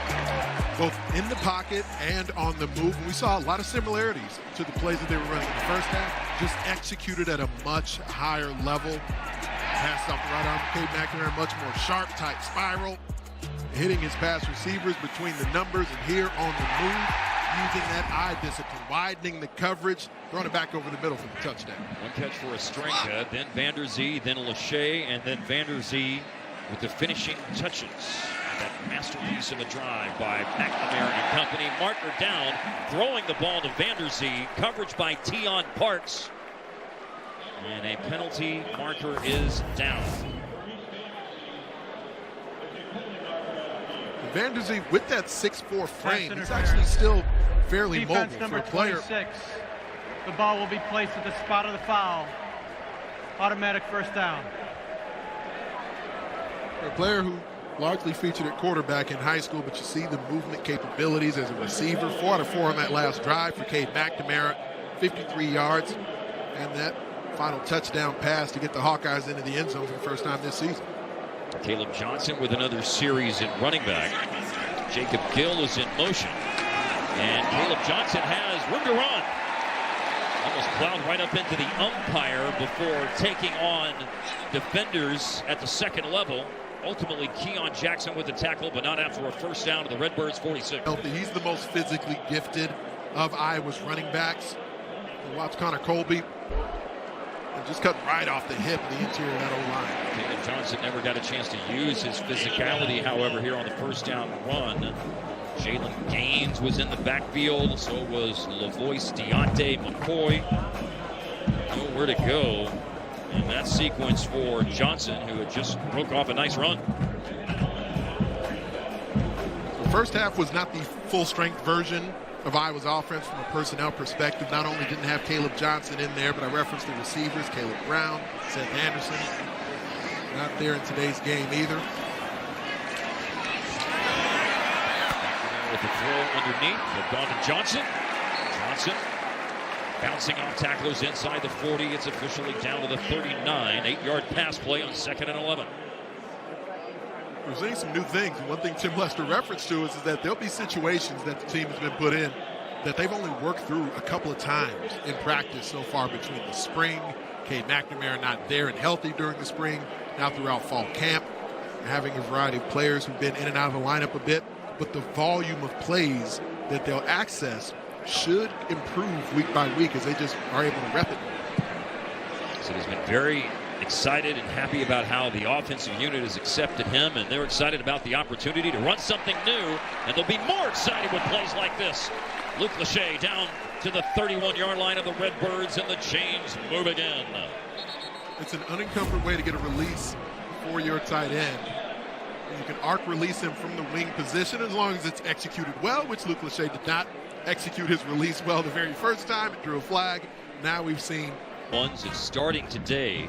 He's had 4 targets, 3 catches, 42 yards, a touchdown on the last drive, making him the first true freshman for the Hawkeyes to catch a touchdown pass since Keegan Johnson against Minnesota late in the 2021 season. Vanderzee built differently than a number of the other Iowa receivers. With that 6'4" frame, the catch radius is immense.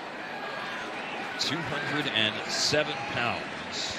Tim Lester said he can run an average route, but just get it near him and he'll catch it. Roll out, throw, McNamara for the end zone, and Jacob Gill! His first Iowa touchdown! Nicely done, 31 yards. The lead is 18 points.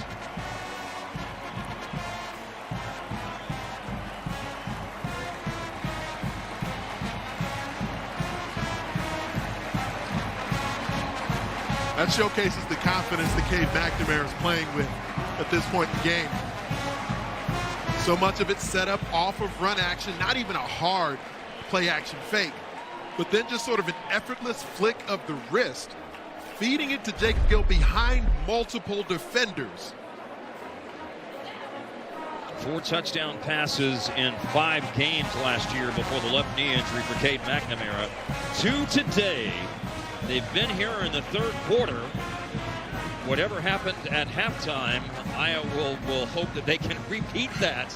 I mean, they have come out, and the passing game in particular, Anthony, has been absolutely on point for the acting head coach, Seth Wallace, with Kirk Ferentz suspended today. As Jacob Gill came off the line of scrimmage, initially he's working up the hash. He knows he's about to run an over route toward the post, taking it all the way toward the corner, but there's multiple defenders in position to potentially defend him. As he breaks the route off, though, his quarterback, Cade McNamara, throws him open. The way he spots this football, knowing he sees the back of 2 defensive backs, he's able to throw Jacob Gill over more toward the left, toward the wide side of the field. That slight adjustment, not only to the throw, but the way Gill tracked that ball in flight, that's a positive sign for this Iowa passing attack. Gill did go into the end zone twice as a wide receiver in 3 seasons with Northwestern. His first time to savor the flavor of doing that here in Iowa City. He's a redshirt junior from Raleigh, North Carolina. Cade McNamara, you can't get any better than that. 7 of 7. 100 yards on the button, 2 touchdowns. Iowa Hawkeye fans, they certainly love to see numbers like that from the quarterback position. There's talent. It's there at tight end. We see receivers who've been inexperienced in this Iowa offense starting to make plays as well. And Jacob Gill making his presence felt during fall camp. When we talked to Tim Lester yesterday, he said he was a bright spot with his hard work and set the tone for the wide receiver room with toughness. Tuesday, it's a can't-miss top 10 women's volleyball matchup when Penn State takes on Louisville. Coverage begins at 7:30 Eastern, 4:30 Pacific, only on the Big Ten Network and the Fox Sports app. Penn State started out with a win last night against Tennessee. And now the Iowa defense, they have played so very well through 2.5 quarters.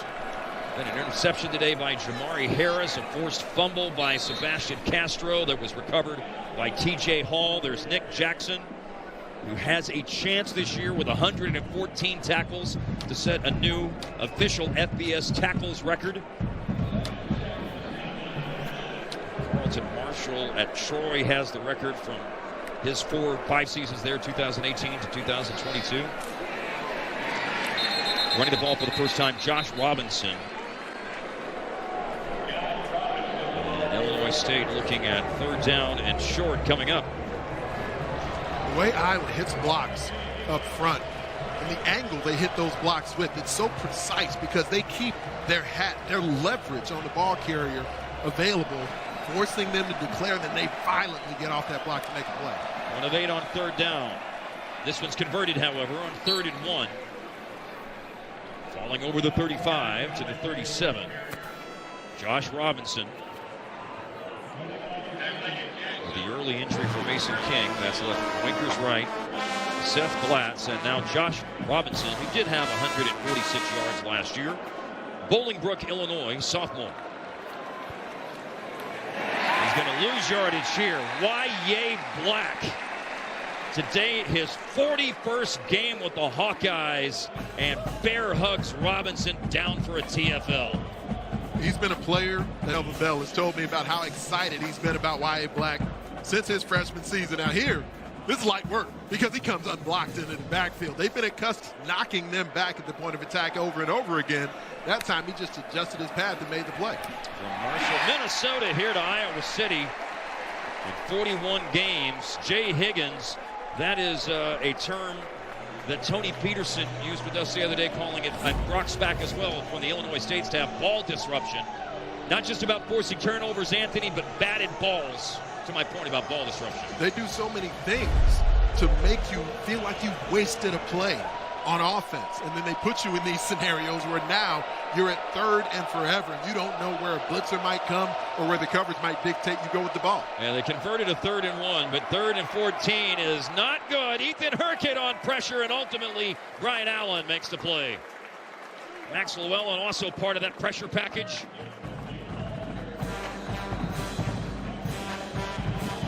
Balls back up to the 37. 4th and 10. This is the 2nd series of the 2nd half for Illinois State's offense, with Rubley playing at quarterback. Tommy Rittenhouse starting today. The plan was to play 2 quarterbacks, and the second of those 2 quarterbacks in terms of the order in which they went on the field, Jake Rubley, is down right now.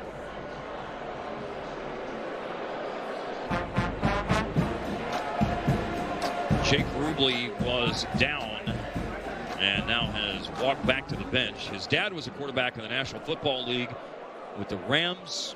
They were in L.A. in 1993, Packers in 1995, played 10 games in the NFL. Jake Rubley transferred from Kansas State. First game today with Illinois State.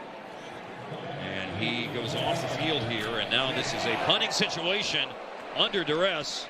It is away by Hayden Futch and will roll and go out of bounds.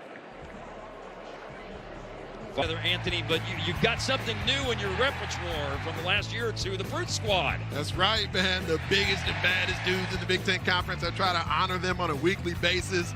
Today, we're going to honor Aaron Graves. The work he's been getting done on the inside for the Iowa Hawkeyes, former high school All-American. He's been an exceptional run defender throughout his career. Now we see his penetration into the backfield.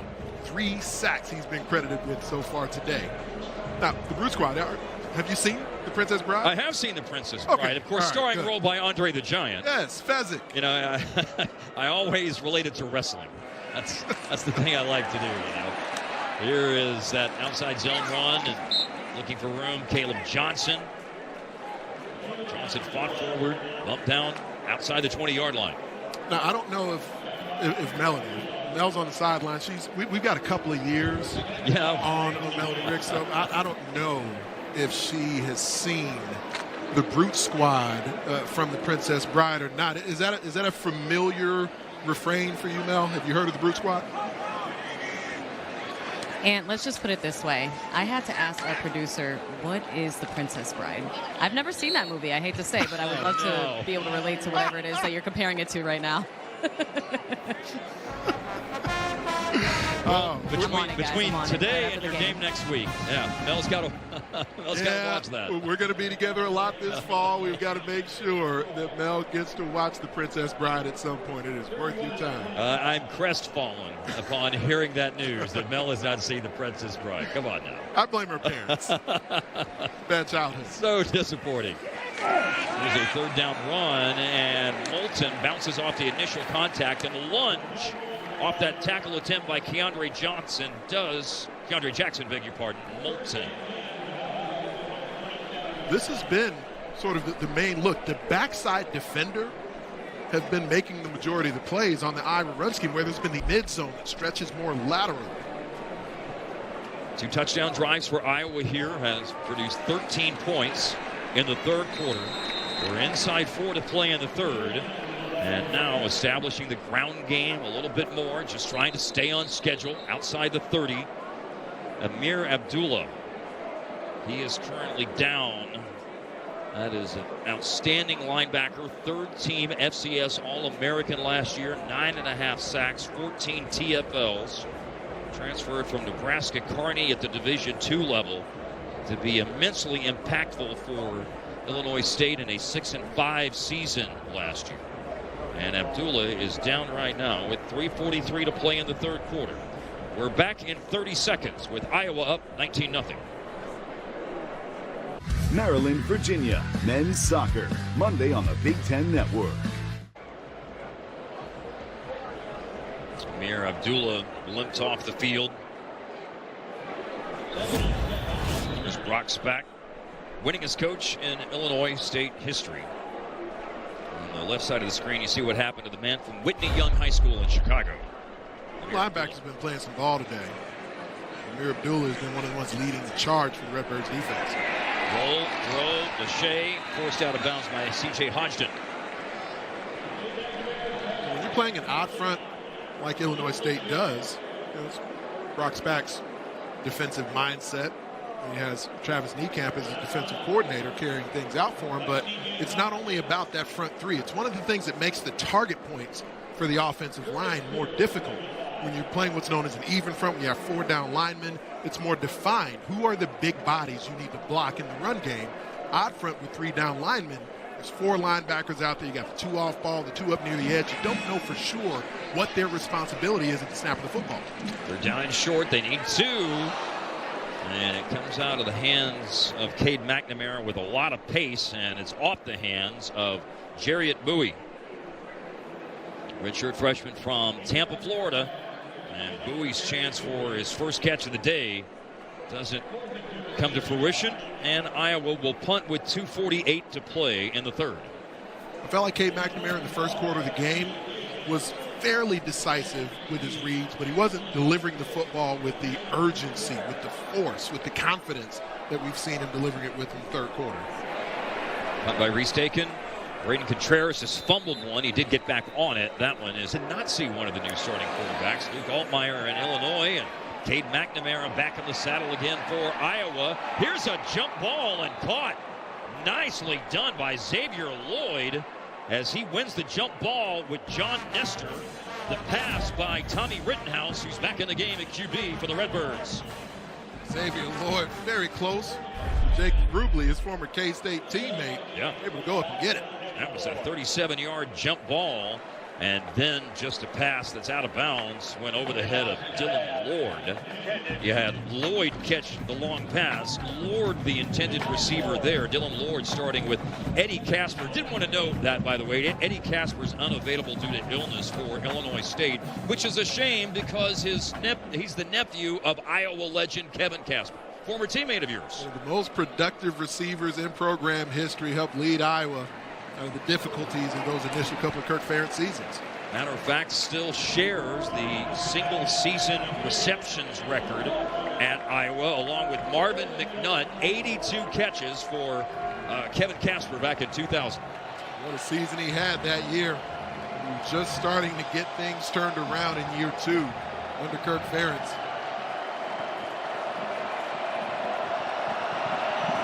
Well, now you hear the Iowa faithful The crescendo of noise grows on 3rd and 10. Low throw caught short of the first down. Xavier Lloyd from Blue Springs, Missouri, into Anthony's point a moment ago, a K-State transfer.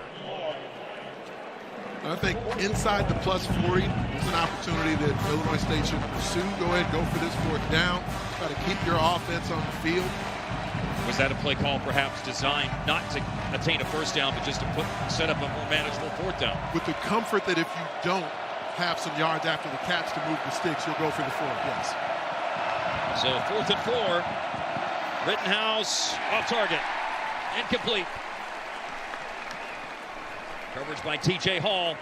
Hall has made his presence felt with a fumble recovery today. A fumble created by Sebastian Castro.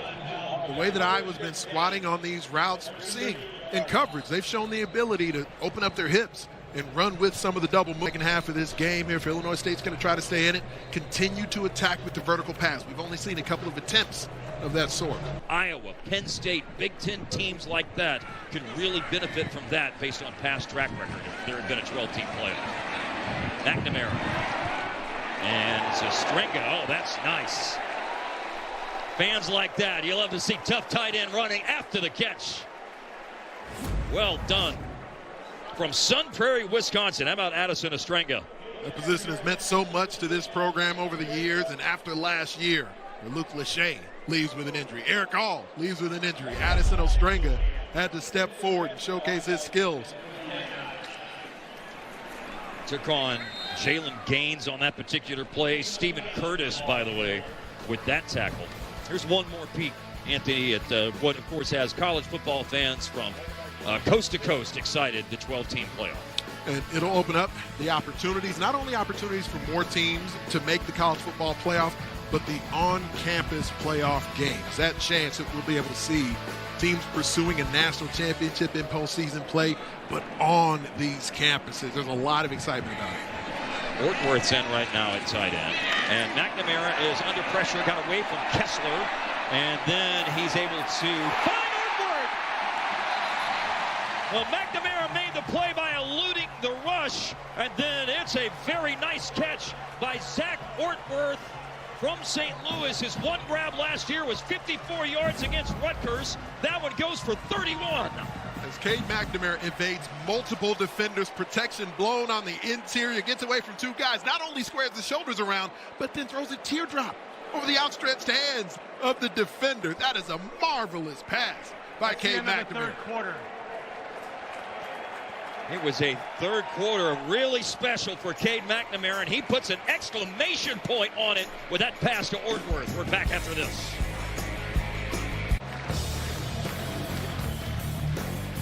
Cade McNamara went 10 for 11 in the third quarter, and as I said, going to break a moment ago, that's an exclamation point on a 10 of 11 third quarter.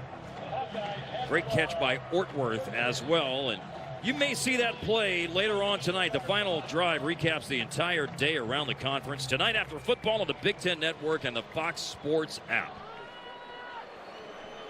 I mean, I don't pick the highlights, but if I did, that play would be on there. It's a nominee. I believe we're at least empowered to nominate highlights. Yes, absolutely.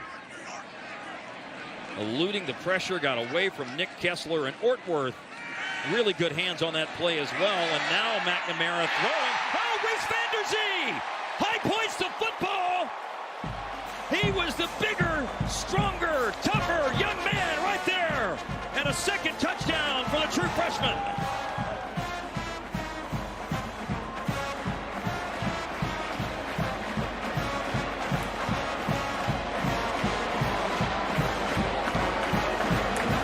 Big Ant, I think Big Reese is the start of something special here today in Iowa City.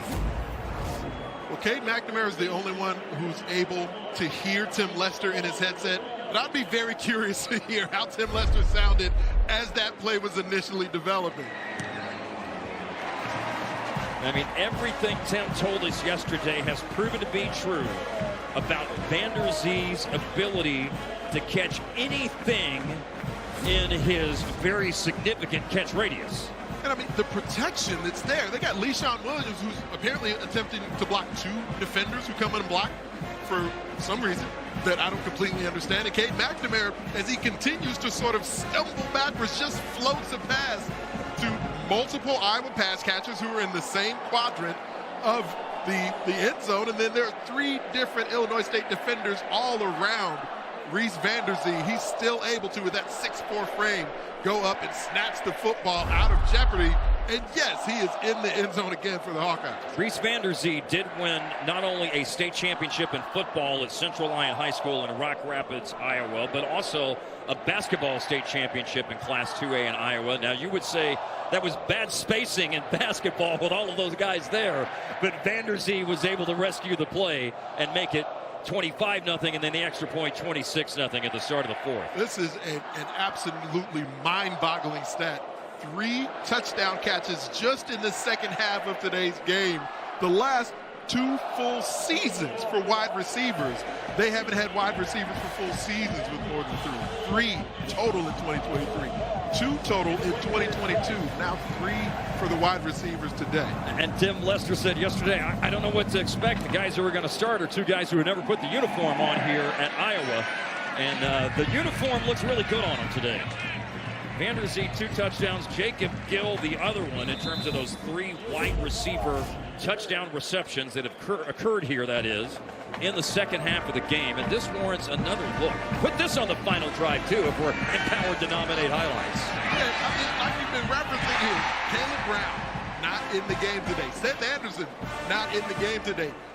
They're really the 2 best receivers, at least coming into today's game, that were anticipated coming into this season for Iowa. But we have seen Jacob Gill going up and getting the football, Reese Vanderzee making plays as well, and most importantly, Cade McNamara getting his game on in half number 2. You know, completion percentage obviously is something that they want to see go up from last year, and 11 of 12 for McNamara here in the second half of the game. Jay Higgins, a tackle on a pass to the running back Josh Robinson, and helmet has come off here. Let's leave the game for 1 down, 16 of the offense. So Tommy Rittenhouse has to go out, and Jake Rubley was hurt earlier. He is able to come into the game, though, Rubley. They do not have to go to Beckham Pellant, a true freshman from Chandler, Arizona.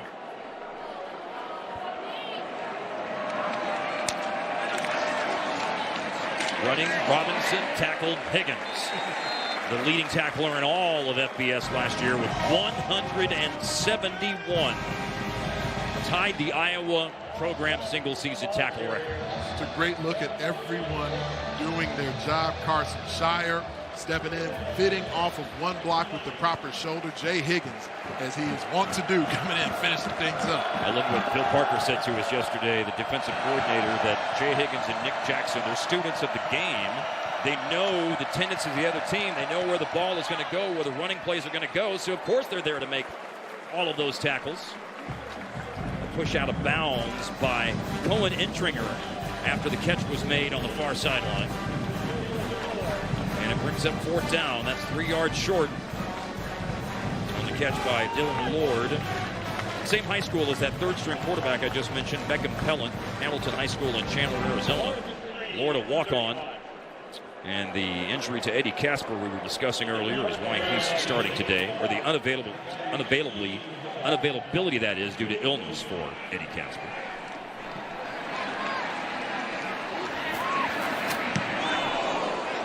Clutch. Good punt. Driving Caden Weegan back. Cuts. Breaks 1 tackle. Then knocked down to the 23-yard line. 54-yard punt by Hayden Butch. Well, here's one more look at Reese Vanderzee. You thought his first touchdown pass was nice. How about the second touchdown catch?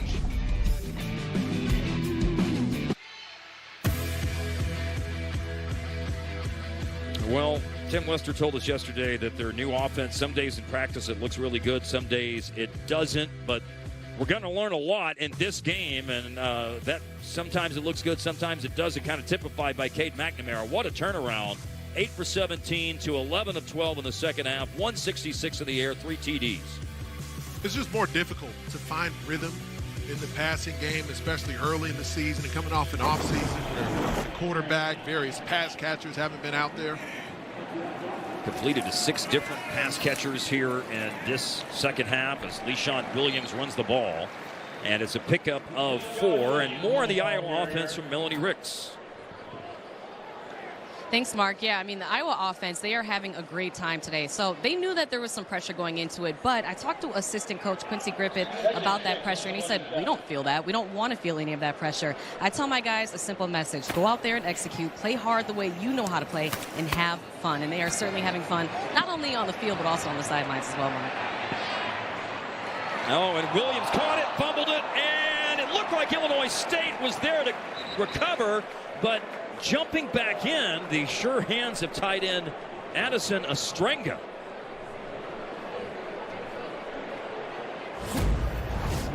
What looked like that was going to be a Redbirds recovery. Rolling on the field is a catch and a Pinballs fumble. away from a defender. Recovered by the offense.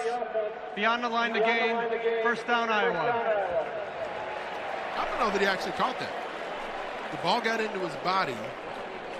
Did he have it cleanly and then make a football move afterwards? You know, from Iowa's perspective, make a big difference.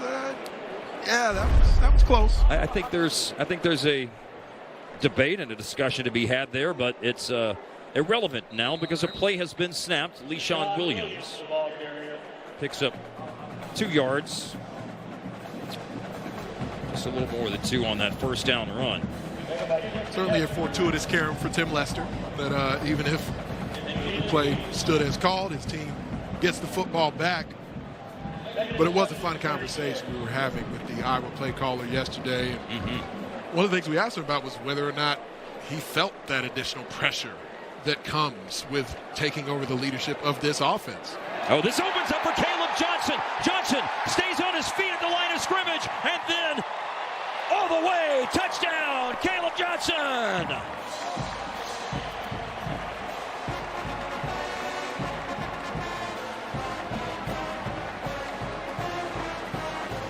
"64 yards once he was able to burst through an attempt to bring him down at the line.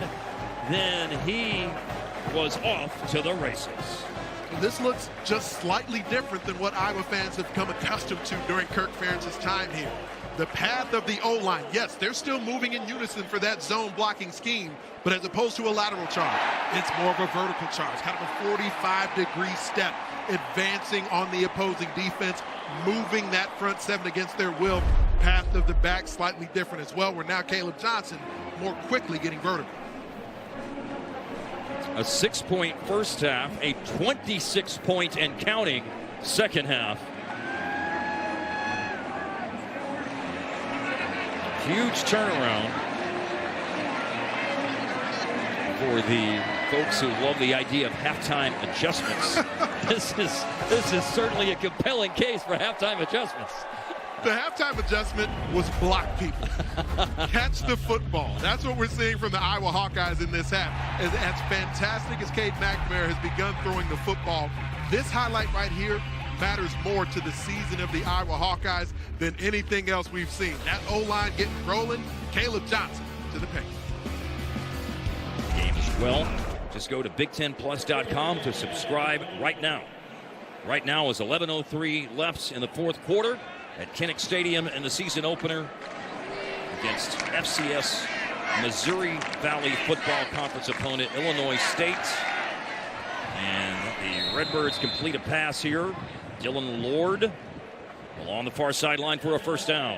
One thing that ended up being kind of fortuitous, as Tim Lester accepted the job opportunity to be the OC for Iowa, it was before it was known that helmet communication was going to be a part of college football at the Power 5, at the Power 4, the FBS level this season.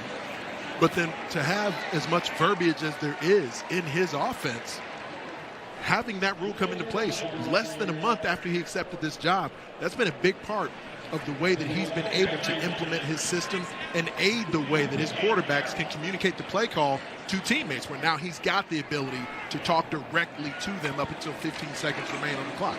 There is certainly a complexity in the language of the offense as that play is made in the open field. Carson Shire with the tackle on the play, on the running play by Winkers Wright. And there's a balance to that, Mark, where you're thinking, all right, you're a new play caller, new OC. A lot of the assistants on offense pre-exist. Tim Lester coming in as the OC, so the coaches have to learn the language. The players have to learn the language. There's been a lot, and it's still ongoing here, and it'll really develop in the months to come. Rittenhouse, down he goes. Brian Allen. Sophomore. Bill Parker expressed a lot of optimism about the steps forward that he's taking in his game and to be a part of the defensive line rotation. And Allen gets to the quarterback, Rittenhouse, to take him down. It's the type of pass rush you can make when you've got to predict. Right there from outside Chicago, little delayed chop club, getting around that offensive tackle and dips the upfield.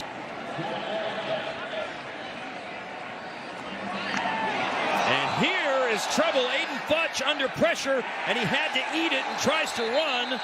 And then ultimately, we'll see if this is 4th down and tackle or 4th down run by Futch and fumble. The helmet has come off. The play is dead, regardless of whether or not it's fumble, runner down. It's going to be Iowa ball. Jackson Rexroth somehow ends up with the football at the end. It's hard to track exactly what took place. You went from the possibility of a punt block to the possibility of a fake punt that could end up in a 1st down. Then everything went haywire. I was bringing it off the edge. Decides to tuck it. Futch tries to pick up the 1st down. He was going nowhere fast. Multiple Iowa punt return defenders converge on him. Get the football away. You see Kyler Fisher, Rex Roth, to Anthony's point, and ultimately it's Hawkeye ball here at the 34-yard line of Illinois State. McNamara still in the game. Caleb Johnson, who just had the 64-yard touchdown run, has a nice 1st down pickup of 6 inside the 30 and inside of 9 minutes left to play in the game. One point Kirk Ferentz made to us about the open scrimmage that frankly had Iowa fans really concerned. There were fans who were allowed to come to Kinnick Stadium a couple of weeks ago, and it was going to be their first in-person look at Cade McNamara, who had been injured for the majority of the offseason and through the summer. So they got a chance to look at McNamara, look at Brendan Sullivan, watch Tim Lester call plays for them. The offense looked bad on that day in front of the Iowa fan base. There's been a lot of concern in the weeks since then. But seeing this half, certainly not the first half, but seeing this second half of the game today, there are more than enough glimpses of what this offense has the potential to become. And a point that Kirk Ferentz made to us, Mark, was that in that open scrimmage, as bad as the passing numbers were for Cade McNamara, there was a point in that scrimmage where he took off and ran, and the urgency, the confidence he took off and ran with showed that now there was confidence growing in the way he could move after that torn ACL. The 2nd down play that just occurred was a completed pass to Zach Ortworth, but there's a marker down. Offense number 77, 5-yard penalty from the previous spot. Repeat 2nd down. So the uber-experienced Connor Colby at right guard, 36 career starts. Ineligible downfield, negates the Ortworth 1st down reception. Would have been the 2nd catch of the day. The first one, go find the highlight. It was a thing of beauty to end the 3rd quarter for 31 yards. But this Ortworth catch here negated by the penalty, and the ball back to the 33 for a 2nd down and 9. Big turnover day, big sack day, excellent 3rd down defense day for Iowa, and a little razzle-dazzle here, and a chance to run the ball off the left side for Jacob Gill. All of the touchdowns have been in the 2nd half. It was 6-0 at halftime, and then first Reese Vanderzee sliding to make the catch. How about this pass to Jacob Gill? Cade McNamara off his back foot between multiple defenders. No reason to throw it. Unbelievable to catch it. One of the highlights of the day for the Hawkeyes. Reese Vanderzee, 4 receptions, 61 yards, 2 tutties. Jacob Gill adding to the mix, 3 grabs, 46 yards at his own tuck. Yeah, combined 7 for 107 for the 2 starters at wide receiver. And Reese Vanderzee adds a little bit more. Vanderzee with the catch. Got bumped out of bounds. And it will be a first down at the 22 of Illinois State.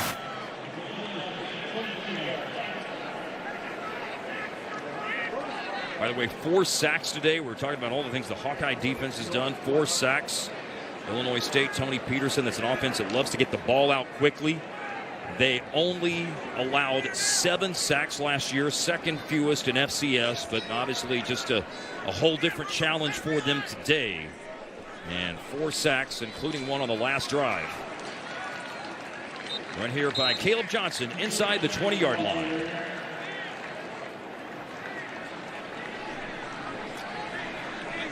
We welcome those of you who have been watching Purdue and their big opening game win over the Indiana State Sycamores 49-0. Great to have you with us here on Big Ten Network. Mark Followell, Anthony Herron in his coverage of 25th ranked Iowa against Illinois State. Melanie Ricks joins us on the sideline.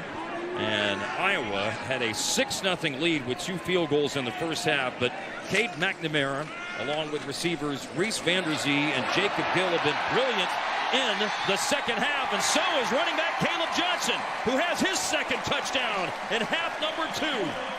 With 5:48 to go, Caleb Johnson has run for 64 and now for 18 on touchdown runs here in the final quarter of the game. Most talented running back Iowa has access to is Caleb Johnson. Been banged up at times throughout his career, but when he is healthy, he's as good a difference maker as Iowa has access to. And this offensive line imposing their will on the game. Illinois State did a really nice job in the first half, holding up against blocks, especially with their linebackers, their DBs coming up and filling these run lanes. And a combo of strength and balance there at the end to stay upright and in bounds. And 40. That has got to be a nice sound to anyone watching the game back at home, including if Coach Ferentz is watching back home right now, which we understood he was going to do with his wife, Mary. 40 points today for Iowa, and they lead it with 5:48 to go. And this 197th win will, of course, be on the ledger of Coach Kirk Ferentz, despite the suspension today. Here's the kickoff return for Illinois State. University imposed 1-game suspension related to an NCAA recruiting violation late 2022, contact with a player and family, Cade McNamara, before entering the transfer portal. Ferentz said 9 days ago, I tell my players to abide by the rules. In this case, I didn't. I apologize to the players, university, and Hawkeye fans.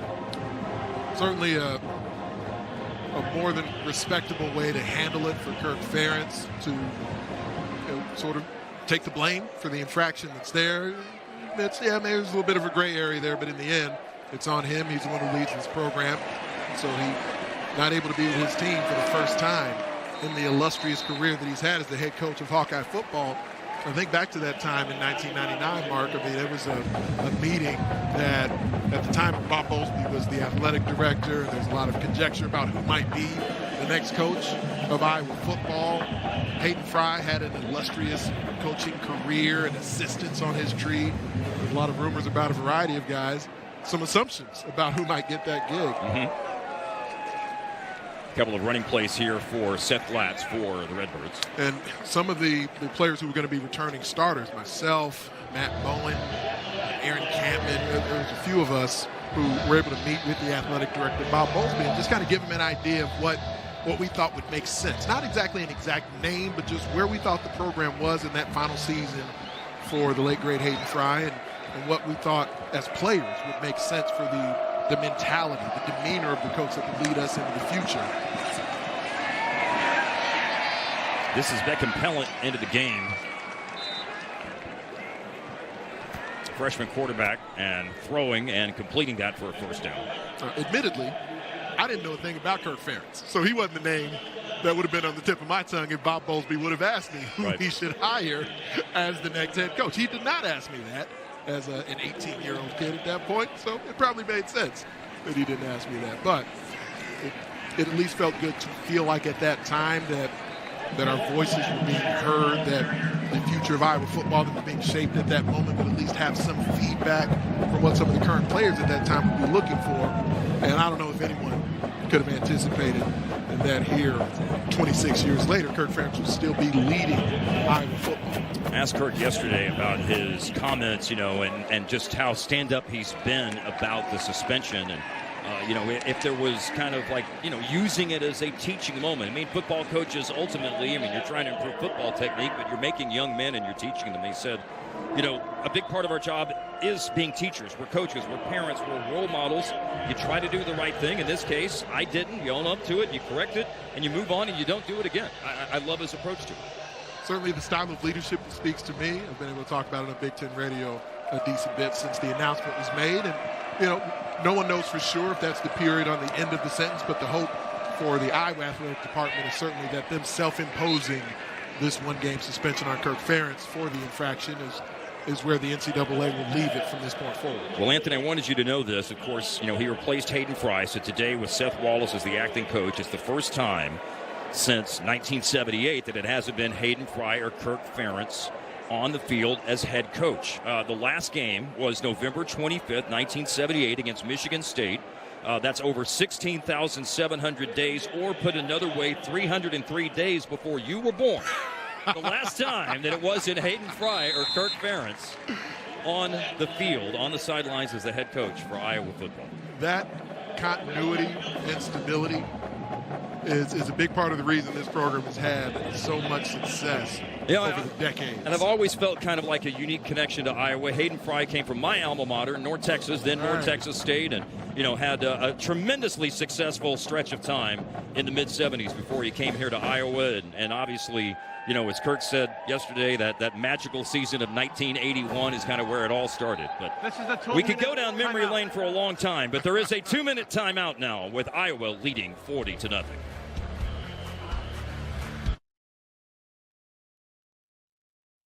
The new two-minute timeout in college football, the one here in the second half with 2 minutes left in the fourth quarter. And from 6-0 at halftime, Iowa's eruption for 34 points in the second half marks their most second-half points since a game in November of 2017 against Nebraska. The end of Mike Riley's time there. Went on Black Friday in Lincoln. Lost ball here by the freshman quarterback, Beckham Pellant. And it has been a day of a lot of turnovers, and there's one more to end it. That is Caden Crawford, sophomore from Lansing, Kansas, with the fumble recovery. Iowa's ball, 1st and 10.